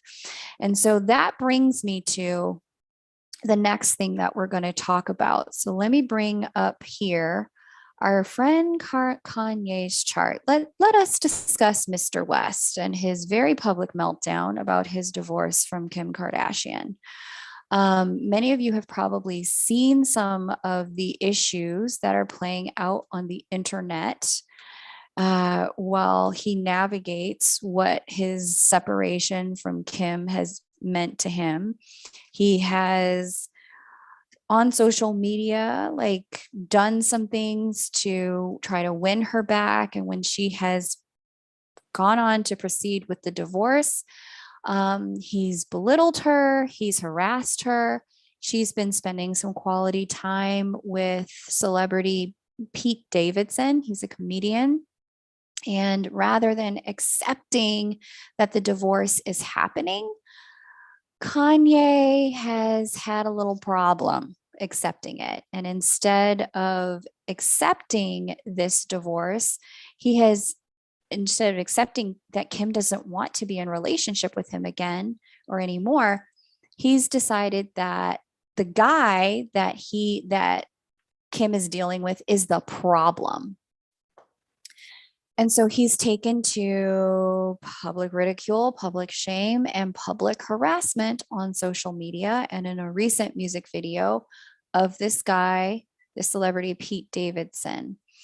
And it's alarming. It's disconcerting. Trevor Noah, I don't know if you guys know late night talk show host Trevor Noah. He's based in the US, but he's originally from South Africa. So he has a bit of an international reach. Did a small piece on it yesterday, I believe he published it. And he was saying, look, if a woman like Kim, with all of her influence and all of her power to make people do whatever it is she says, can't get her ex-husband to stop harassing her, what chance does a normal woman have? It was a very moving piece, and he shared a bit about his own background growing up in an abusive home. But what we're examining and what we're witnessing in this fallout with Kanye is the result of Chiron in a fixed sign. So let's talk about the modes. So the modes, here's where they're represented in this chart. The modes are different than the elements. The elements represent how we experience life, how we move through and feel through life, the way that we process what's happening. We can process it physically if we're a heavy earth sign, spiritually if we're heavy fire, mentally if we're heavy air, or emotionally if we're heavy water. This is about the way we process, but the modes are about way more than the way that we process. The modes are about how we then turn around, react, and respond. It's about what we do as something comes to us, we've processed it, then it's about what we do in response to it. Okay. So our modal energies, there are three. These are seasonal energies associated with the seasons. Let's break these down real quick, and then we'll get into the Chiron problems that can arise. With cardinal energy, let me actually back up before I explain this part and just explain this. Because these are the ways that we respond, the modes exist on an angle. It's the sign exactly opposite ours, and it's the sign 90 degrees to ours to the left or the right. The sign exactly opposite your sign, whatever that sign is a sign that will be your mirror, but will also provide difficulty for you. The opposition and the square, the 90-degree angles in an astrological chart, are the angles where you will find that transiting planets moving through there can bring more challenge and more difficulty to, and shadow energy to the equation. So when we're looking at our Chiron placement, the places where we're going to struggle most with our Chiron placement are the sign, our sign for Chiron, the sign opposite our Chiron, and then the sign to the left and the right by 90-degree angle to Chiron. So let's break this down in Kanye's world. We'll start with our fixed signs. So fixed signs are Taurus, Scorpio, Leo, Aquarius. My Taurus, Scorpio, Leo, or Aquarius Chiron placements, raise your hand in the chat. If you have a fixed Chiron, Chiron in Taurus, Chiron in Scorpio, Chiron in Leo, Chiron in Aquarius, let me know. You want to pay special attention to what I'm about to tell you, because this is when you might find it harder to get the best of Chiron, is in these places in your world. Fixed signs respond to difficulty, respond to challenge by doing what fixed seasons do. Fixed seasons are the seasons of stability. So the first fixed season of the year is Taurus. Taurian energy is all about the sustaining of life. The opposite energy is Scorpio. Scorpionic energy is about the transformation of life and the resurrection cycle of life, death, afterlife, rebirth. Taurus season and Scorpio season are two of the fixed energies. We've got Leo season and Aquarius season. Leo's the sign of the king, opposite energy, Aquarius, the sign of the people. Fixed seasons want to hold. They want to lock it in and stay when it comes to the way they respond to challenges and difficulties. So we see this Chiron in a fixed placement in Kanye's chart. It's in fixed sign Taurus. So what is he doing? Kim's like, I'm done. I'm out of here. What's Kanye doing? He is using his Chiron in shadow, and he is holding on. Okay. So in that holding on energy, we can have problems in his chart. You can see 10th house is the placement. Opposite house, 4th house, career, family. He is holding on to his idea of family as he knows it. The squaring houses, house 2, self-worth and self-esteem. House 7, relationship.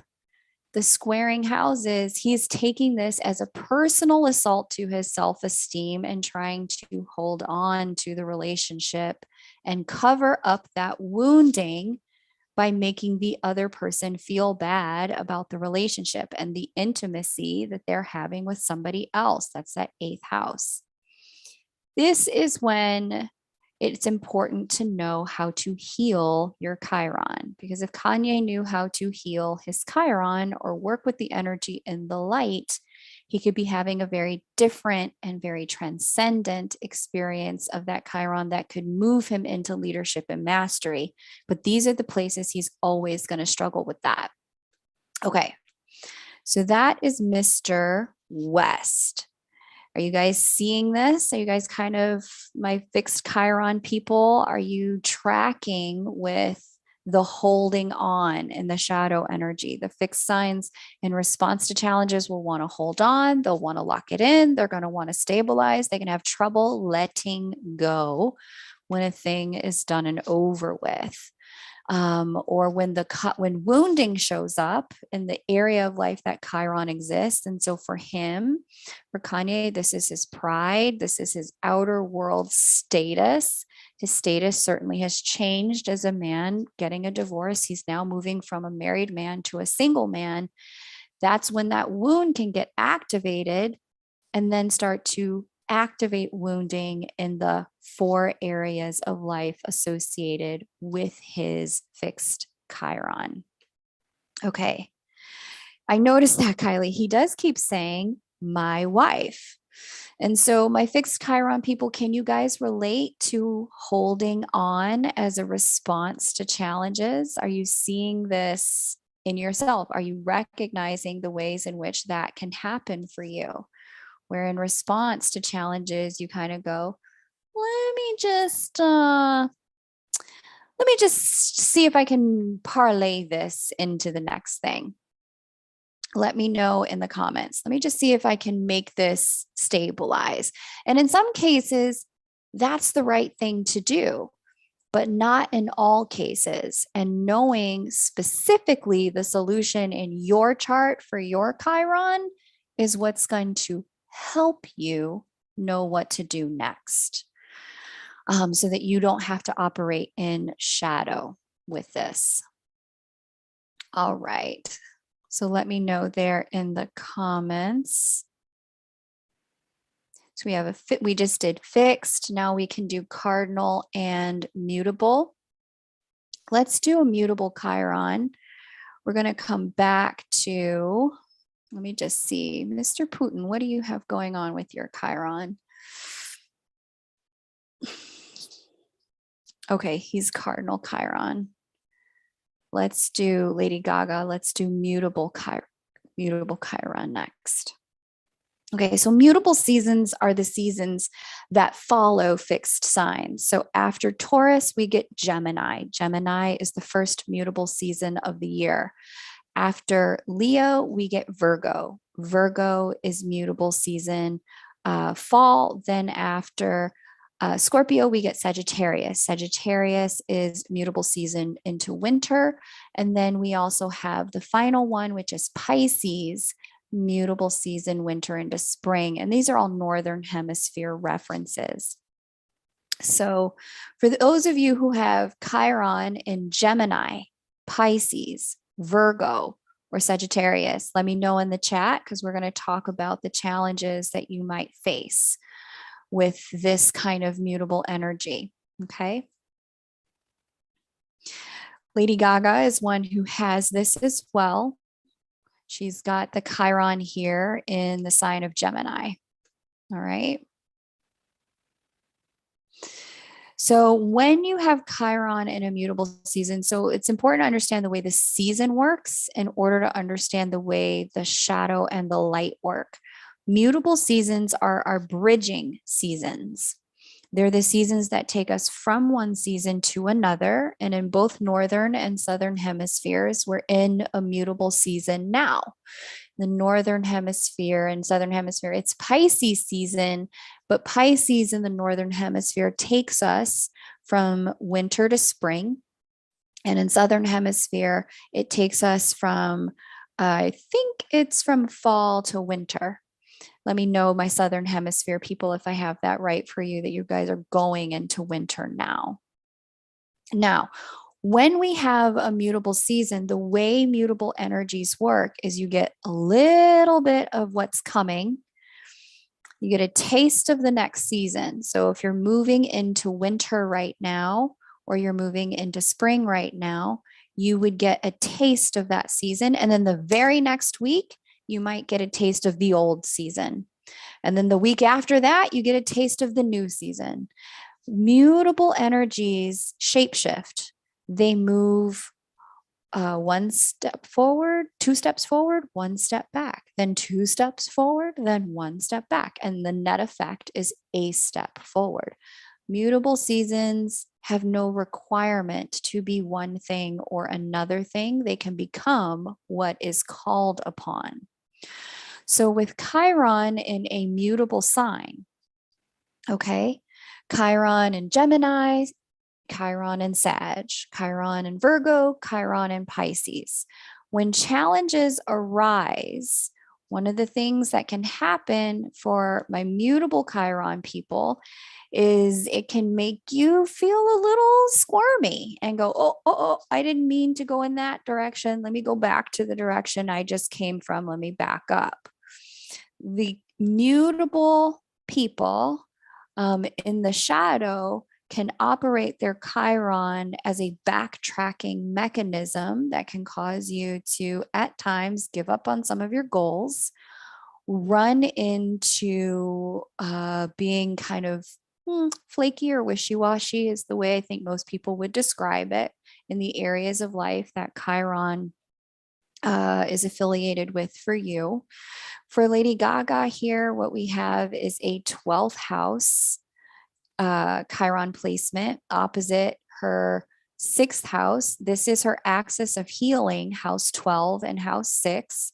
And so where she is being forced to move into some sort of transition or change, or life is asking something of her, one of the first go-tos that her mutable Chiron energy, if this is very challenging for her to do, one of the first go-tos that may happen for her is that she may get sick. She may get physically ill.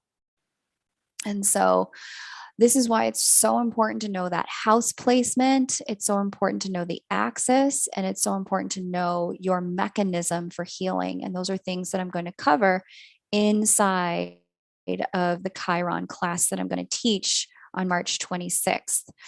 And so we can unpack this in the class for you personally. I'll give you the keys to find it in your chart. But because of that, other areas of life that'll be a challenge for her on that 90-degree axis, 90-degree angle axis, once life is demanding her to change, her response could be psychosomatically get sick. Now she has to take a step back. Then issues will present in career, 10th house, and 4th house, family and home. And so in order to transcend this, there's a key here, a blueprint here in her chart. But until she really knows this key, this blueprint, she can find herself really operating with the shadow Chiron energy anytime something comes up that's very challenging for her.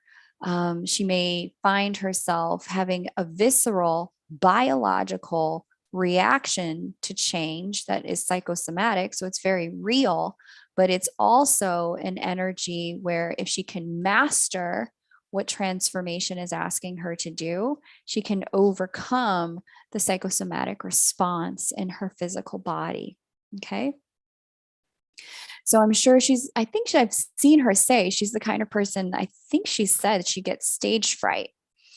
And so, but she's learned to overcome it in a lot of ways. So there we go.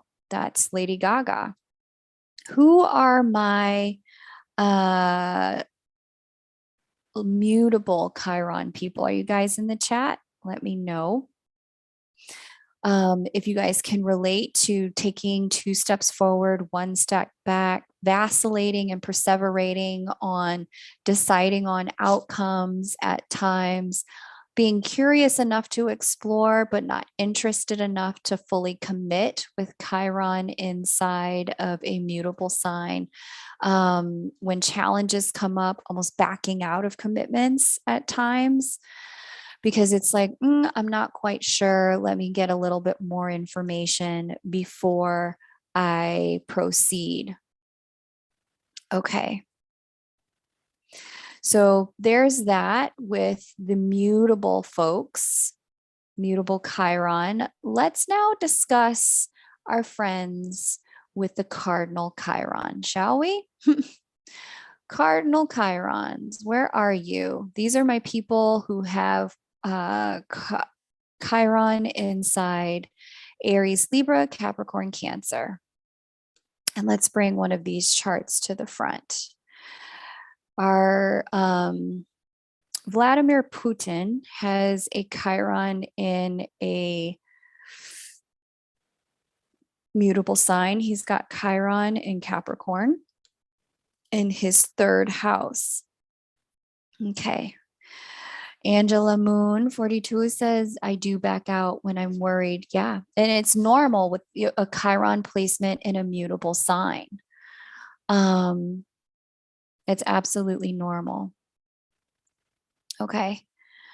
Okay, so don't feel bad about yourself, but it's important to unlock your way to heal that so that when it counts, you can be counted on and you have the way to know your yes and know your no, my mutable Chiron people, without feeling like you're overly pressured by other people, and to have flexibility when it's required, but not rely on that flexibility as a backing out mechanism.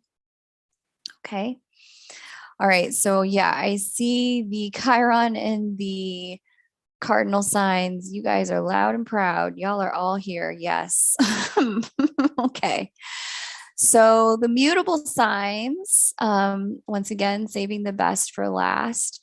Or sorry, the cardinal signs. The cardinal signs are the signs of initiation. So these are the signs that kick off a season. At the beginning of the season, we have a bombastic energy that lets us know the season is here. So these are my Aries people. You kick off spring. These are my Cancer people. You guys, you kick off summer, and summer, like the beginning of summer, is such a beautiful period of time. And this is, again, Northern Hemispheric references. Please translate if you live in the Southern Hemisphere for yourself. My Libra people, you guys kick off fall. Your season, your birthday season, your Chiron season energy is the beginning of fall. And lastly, but not leastly, we've got very mature Capricorn energy here. You guys kick off winter. Okay. So with Chiron in each of these placements, because this is the sign of initiation, new beginnings, starting things, when the cardinal Chiron energy is challenged, what you can have is an energy of kind of always beginning again. Scrap that, throw it out. Let's do something different. Always wanting to try a new thing. Always choosing when things get hard, shrug your shoulders, go out and get another one. You break up, no big deal. I'll find somebody better. Failed at this, no problem. Don't need to fix it. I'll just go ahead and do something different. If you recognize this in yourself, my cardinal people, my question to you is, let me know in the chats if you know that you're the kind of person that's like, my reaction to things is to just start a new thing. When I get challenged, I just write a new song. I just start a new project. And you may find, my cardinal people, that you have a lot of unfinished projects, some of which were only therapeutically created so that you could not have to deal with another project that may have been a little bit of a dumpster fire, that may have needed some fixed energy but didn't quite get it. Okay. So this is what can happen with my cardinal Chiron people. Now, there is a solution for this in your chart, whether your Chiron is in Capricorn, like it is here for Putin, or Aries, or Cancer, or Libra. There's a solution for this in your chart, which I do walk you through in terms of the Chiron course. So if you want to enroll, you can there. But let's have a look at the way this is playing out on the world stage with Putin, right? So his Chiron is in the third house, and we go over all the houses inside the Chiron course. His Chiron's in the third house. Guess what the third house represents? Communication. The third house is about communicating with other people, sharing thoughts and feelings, connecting through mental constructs. And what's the one thing we've seen Putin be unwilling to do throughout the last 30 days? Unwilling to communicate in the giving and the receiving of information with others. Instead, what does he do? He shows up with demands. He's not showing up to negotiate. He's not showing up to communicate. He's operating in the shadow of the communication house, showing up with demands. That's a shadow use of Chiron in the third house. Authoritarianism, being unwilling to connect with other people and hear them out. Chiron in the third house can facilitate somebody who thinks of things only their way, or in the opposite energy is a complete and total pushover.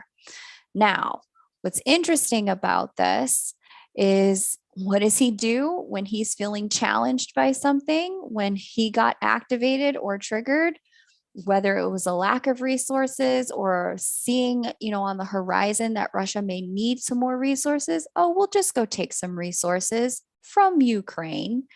We'll just initiate and start this invasion of somebody else's resources and country, and we'll just proclaim that it's our own.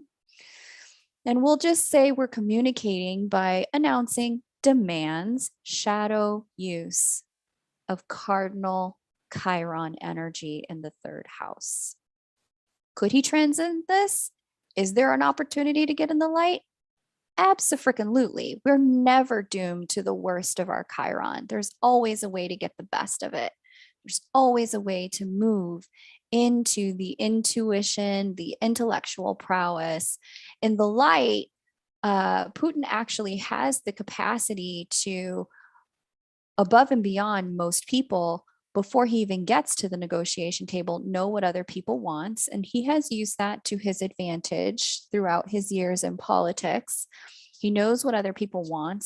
He has an ability to chess match, because this is Chiron and Capricorn, to chess match, strategize, plan, and be well aware of how to negotiate with people in order to create win-win-win solutions. Him better than most people can do that.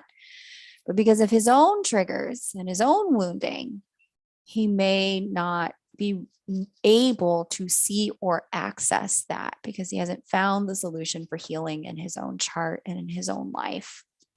Okay. So fascinating stuff, correct? Interesting. Let's see what you guys are saying here in the chat. At least Putin is on top. My Leo Chiron is not doing good in its seventh house. Jamie C says, I can relate to starting and stopping and tend to avoid. Yeah, but I feel like total crap every time. Yeah, Jamie, it's normal if you've got that mutable Chiron, but you can transcend that. The modes, your modal axis is where you're going to have the most challenges. So in Putin's case, we have here most challenges in the world of communication and higher education. We have most challenges in the world with diplomacy and foreign affairs. That's that ninth house. We have most challenges out here. What is the square to Capricorn, Libra, 7 degrees out here, 11th house. Most challenges in the world of friendships and hopes, wishes, and dreams. 7 degrees Aries out here. Most challenges in the world of creativity. On our modal axis, we are most inclined to bring out the shadow side of our Chiron until we know our particular prescription for healing. And that prescription for healing is in our chart.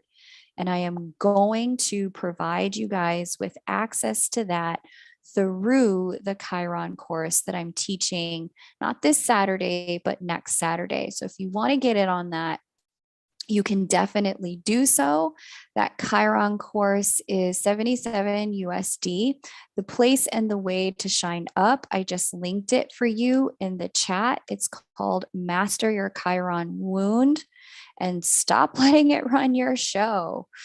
And so you can join this course now. It is recorded and it's very easy to participate from anywhere in the world. It'll be on Zoom. The content is yours for life. We're going to deal with your core wound.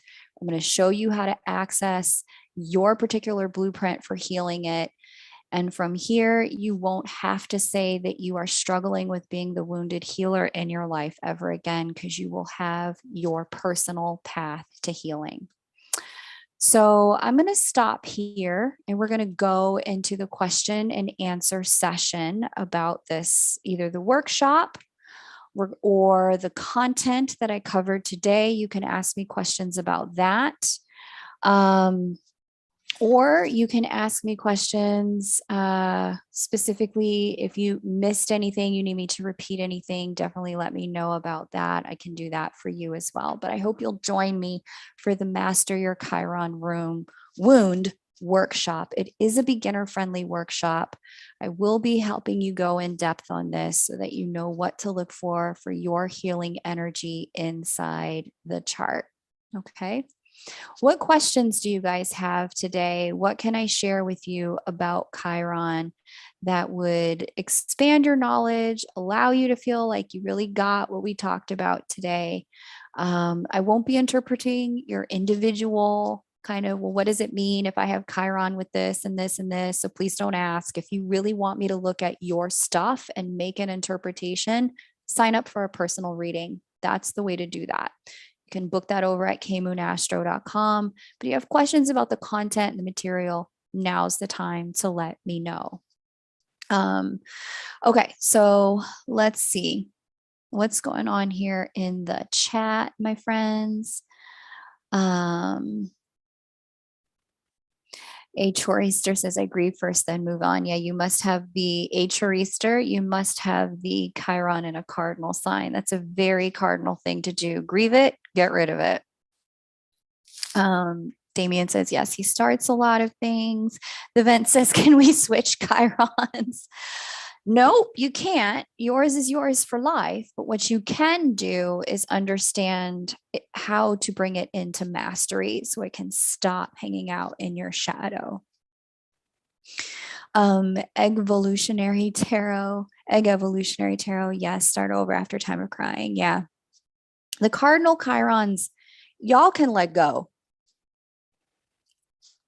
If you have that cardinal placement, it's easier for you to let go than the fixed cardinal signs.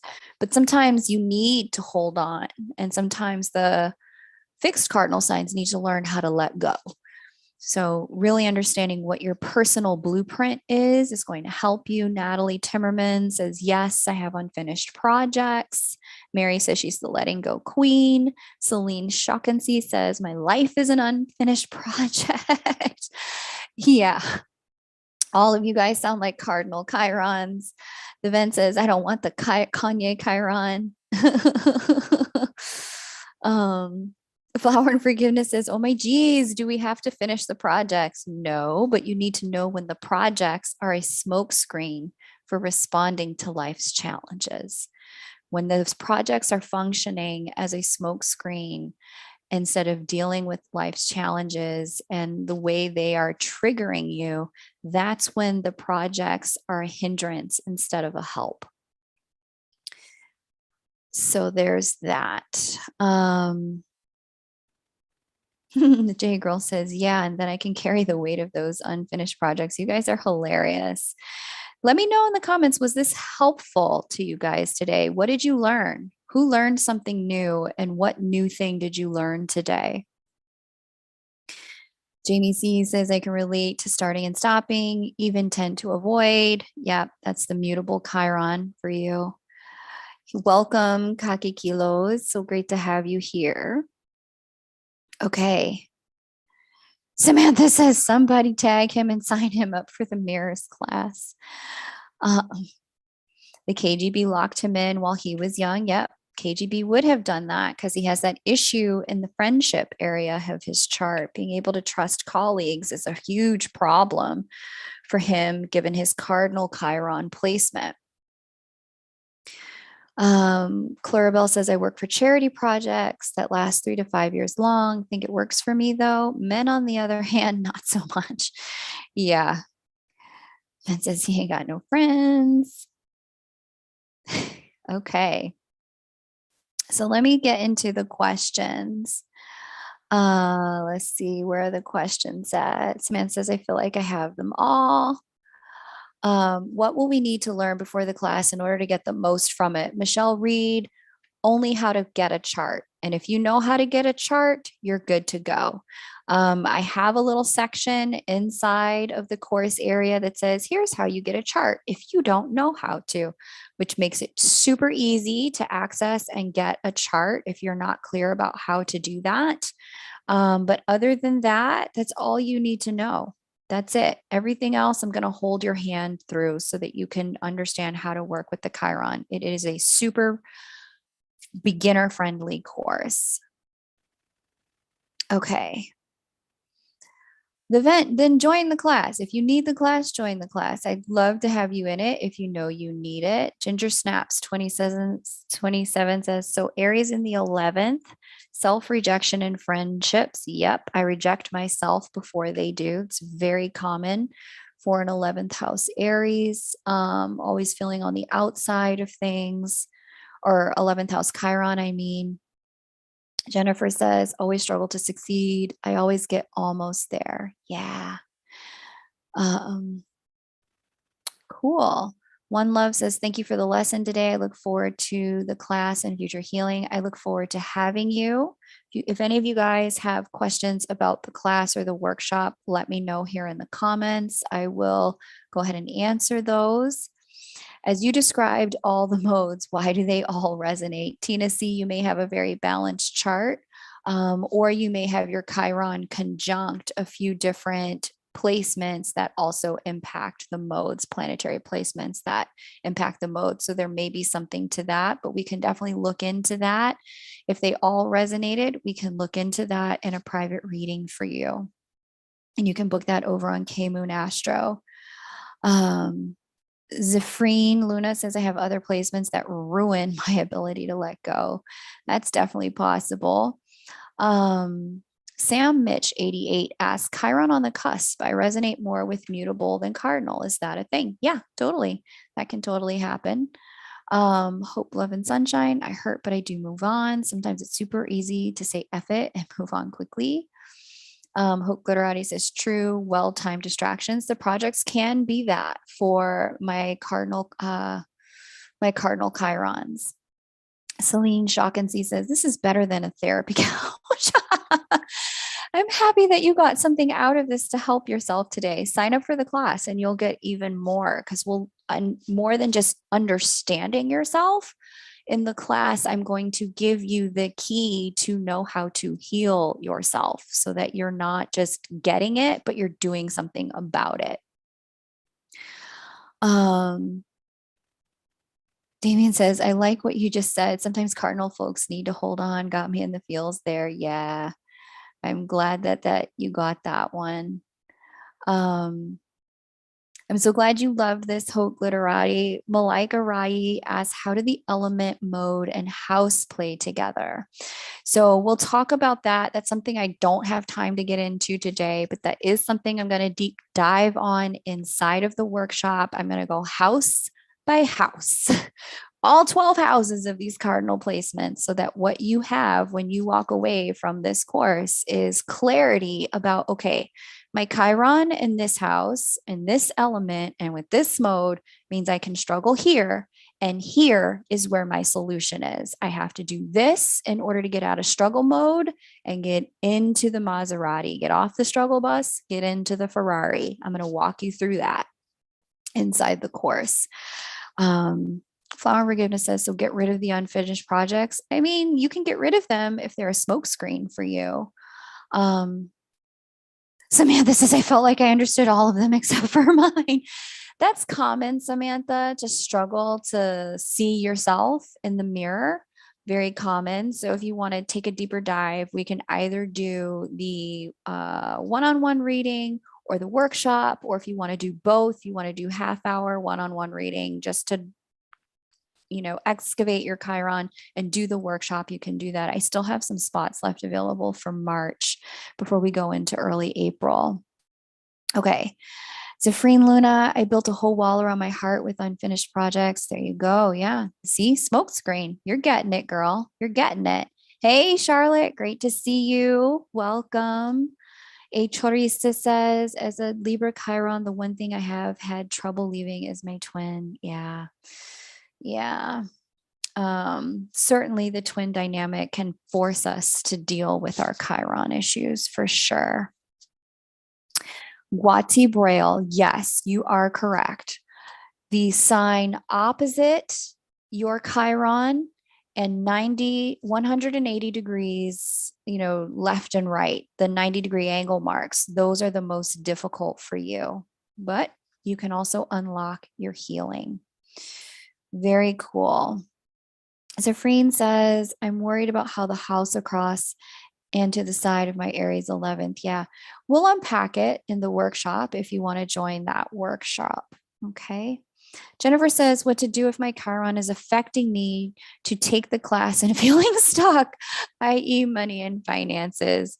If you are in a place where financially this is unrealistic for you to do at this time, I am always a big believer in never putting yourself outside of your financial boundaries. If you've built financial boundaries for yourself, you've got a budget, you're sticking to it, you need to have financial goals and boundaries for yourself. I don't want you stretching yourself to jump into my class. I feel like, sometimes a lot of coaches will say, here's why you should do it, even if you have no money. And I just don't resonate with that as a way of supporting people. I feel like if you're in a place where you have no money, can astrology help you? Yeah, it can. But I think what you might want to do is use the time to either find a job coach or a financial coach and then make some money to then buy the workshop at a time at which you have luxury money for your personal development and self education. But if things are just so tight right now that, you're barely paying rent, don't do it. However, if, you're out here, spending money on, readings every other week and manicures, but then complaining about the price of the class because the price of gas went up, you could sacrifice a manicure or two, or a Starbucks or three and join the class. You know your situation best. If this is something you really feel like you need at this time because you're at a crossroads in your healing and you're really blocked, especially if you've got Chiron in that second house of earned income, if you can scrape together the cash, I would recommend taking the class. If you've got Chiron in that second house, that eighth house, those are your money houses and your money axis. If you've got some frivolousness going on in the spending of money and you can just put aside a little bit to take this class, then I recommend you take it. But if there's zero room, zero frivolousness, it's ramen noodles and rice in your house, please don't take my class. I don't think that's a good idea. I think you need a job coach or you need to find a business coach to help you make money in your business. Okay. Let's see. JA, that's a great question. Do I see Chiron mirroring in twin flame charts? Sometimes I do. Sometimes I see it's not necessarily that the Chiron mirrors, but the Chiron itself and then the challenges that the other person may have in terms of like Chiron may be in one person's third house of communication. And then the other person may have Saturn in that house. And so both of you have challenges in around self-expression. So it's not always the Chiron wound that mirrors. It can be Chiron, like the Chiron can mirror a different challenge in the other person's life based on other things. It won't always be a direct kind of one for one. Okay. So that's a great question. But yeah, if you guys are feeling it, jump on in. Because I will be closing registration next Wednesday.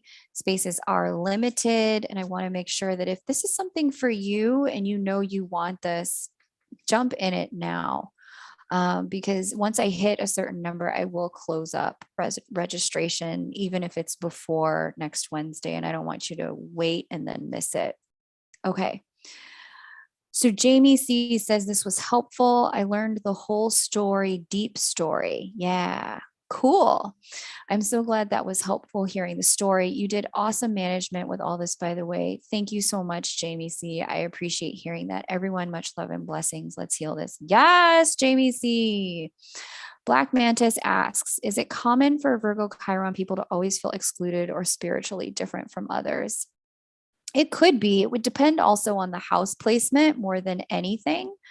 That is a part of it for sure. Let me scroll back up here. The comments are moving fast. Let's see. What about the nodes in Chiron K? Nodes are an interesting thing. I'm going to do a whole class series on the nodes later this year when I relaunch Star School.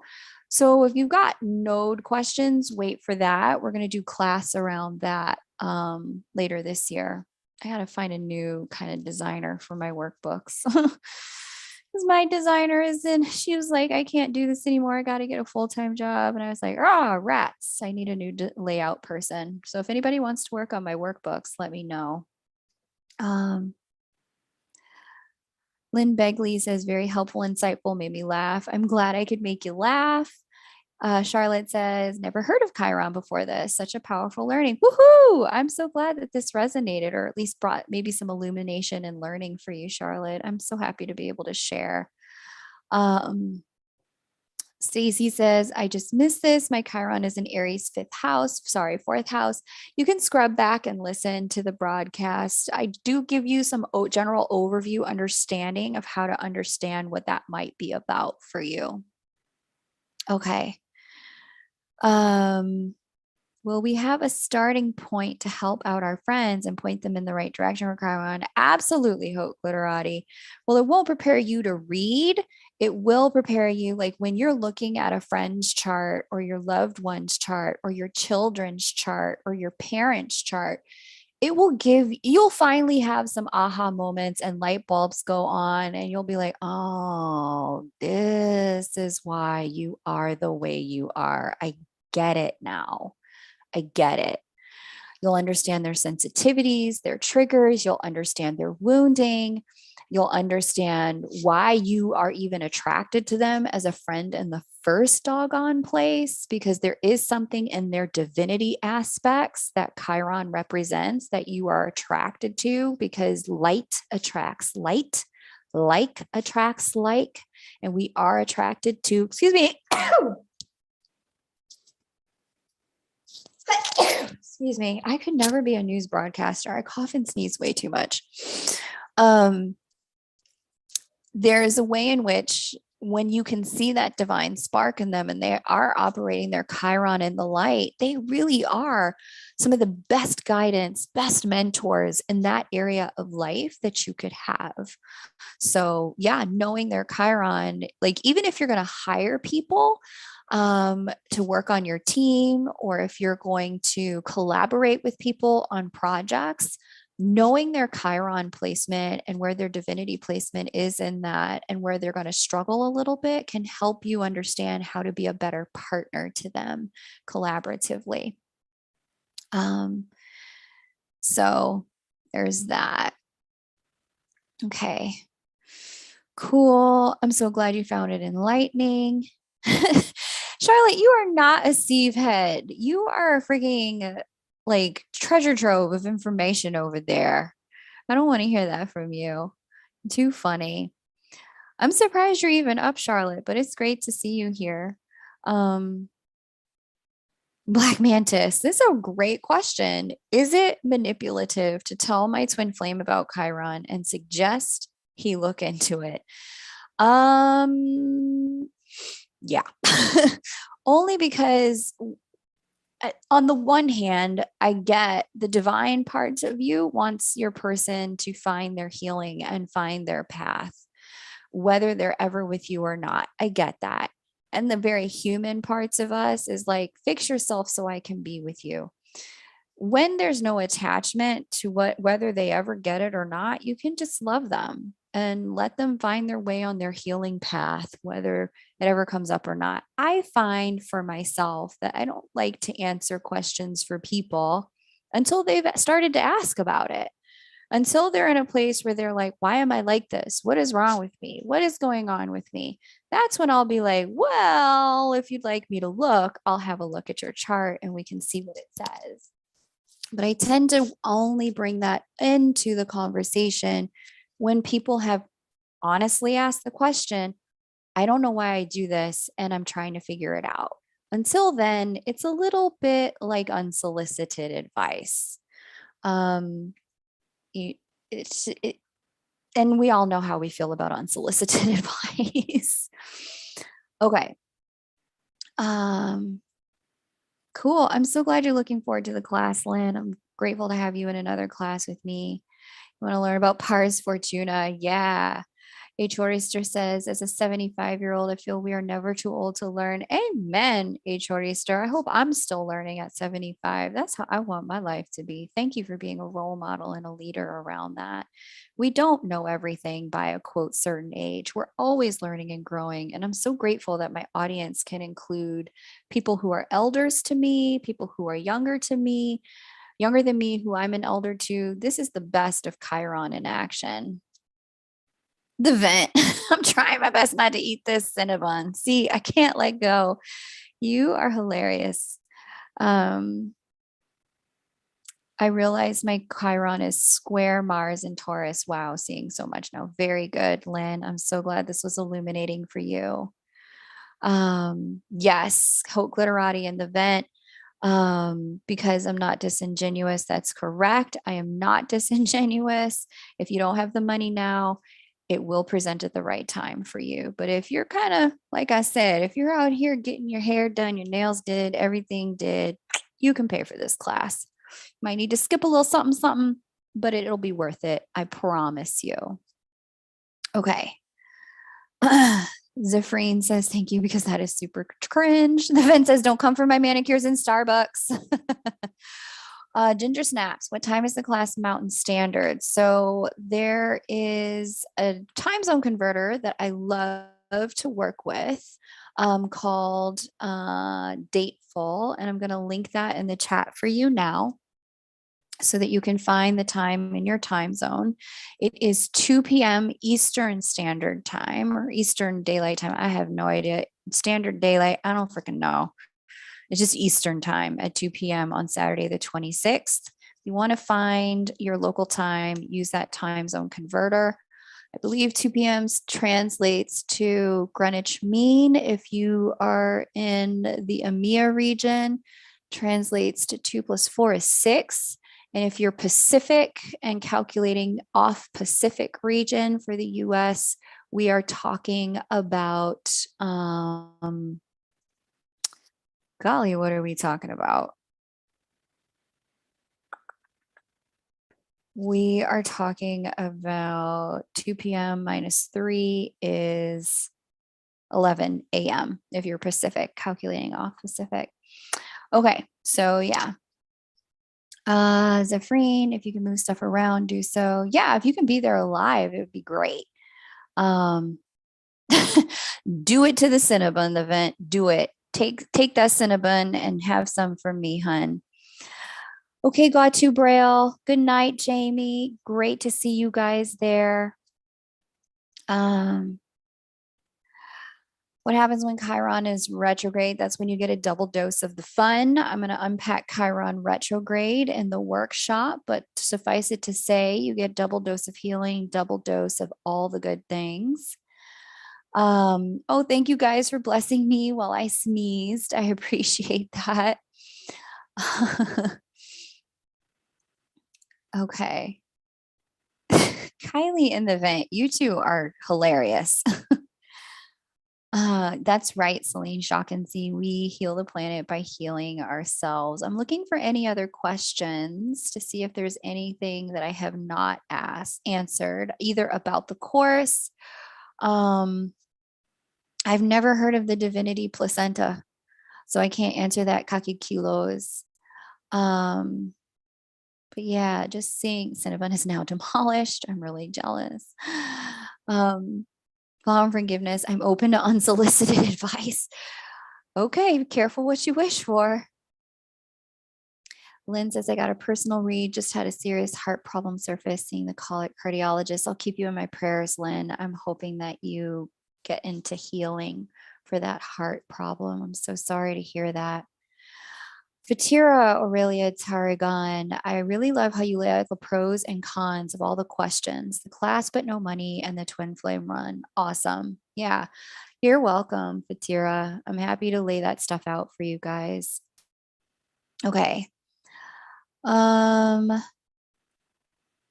Where's the link for the Chiron workshop? I'm going to link that again for you guys here. And if you're catching the replay, it'll be in the description box below this video. Okay, there it is. Yeah, I did find out that you ate it in the comments. The vent, you kill me. Okay, so that's what I got. You guys, it was so much fun to hang out with you for this introduction to the How to Master Your Chiron Wound workshop. Like I said, it is a beginner workshop. I'd love to have you. Spaces are limited. Doors will close in 7 days from today. So today is Wednesday, March 16th. The doors are going to close next Wednesday, March 23rd, so that everyone who joins the workshop has an opportunity to get registered, find a chart, access their information. Totally okay if you've never looked at a chart before. I'm going to lay it all out for you so you know what to find and what to look for. And I would love to have you. So please join if this is something that you would like to be able to learn more about, because inside this workshop, while today we talked about how to find Chiron and how it impacts you, in the workshop, we're going to talk about how to find your personal blueprint for healing so that you can get the light instead of the shadow. And it'll be my honor to teach and to serve you. We have a lot of fun in these workshops. We look at a lot of great information. And you're going to walk away really illuminated about how to support yourself and how to better understand the people that you love. Thanks so much for being with us. I go into all the houses, Kaki Kilos, inside of the workshop. So if you want that, you can do that with me. Otherwise, you can totally Google what all the houses represent if you want to go that direction. That is a wonderful way to get information as well. Thank you so much, everyone. Take great care and bye for now.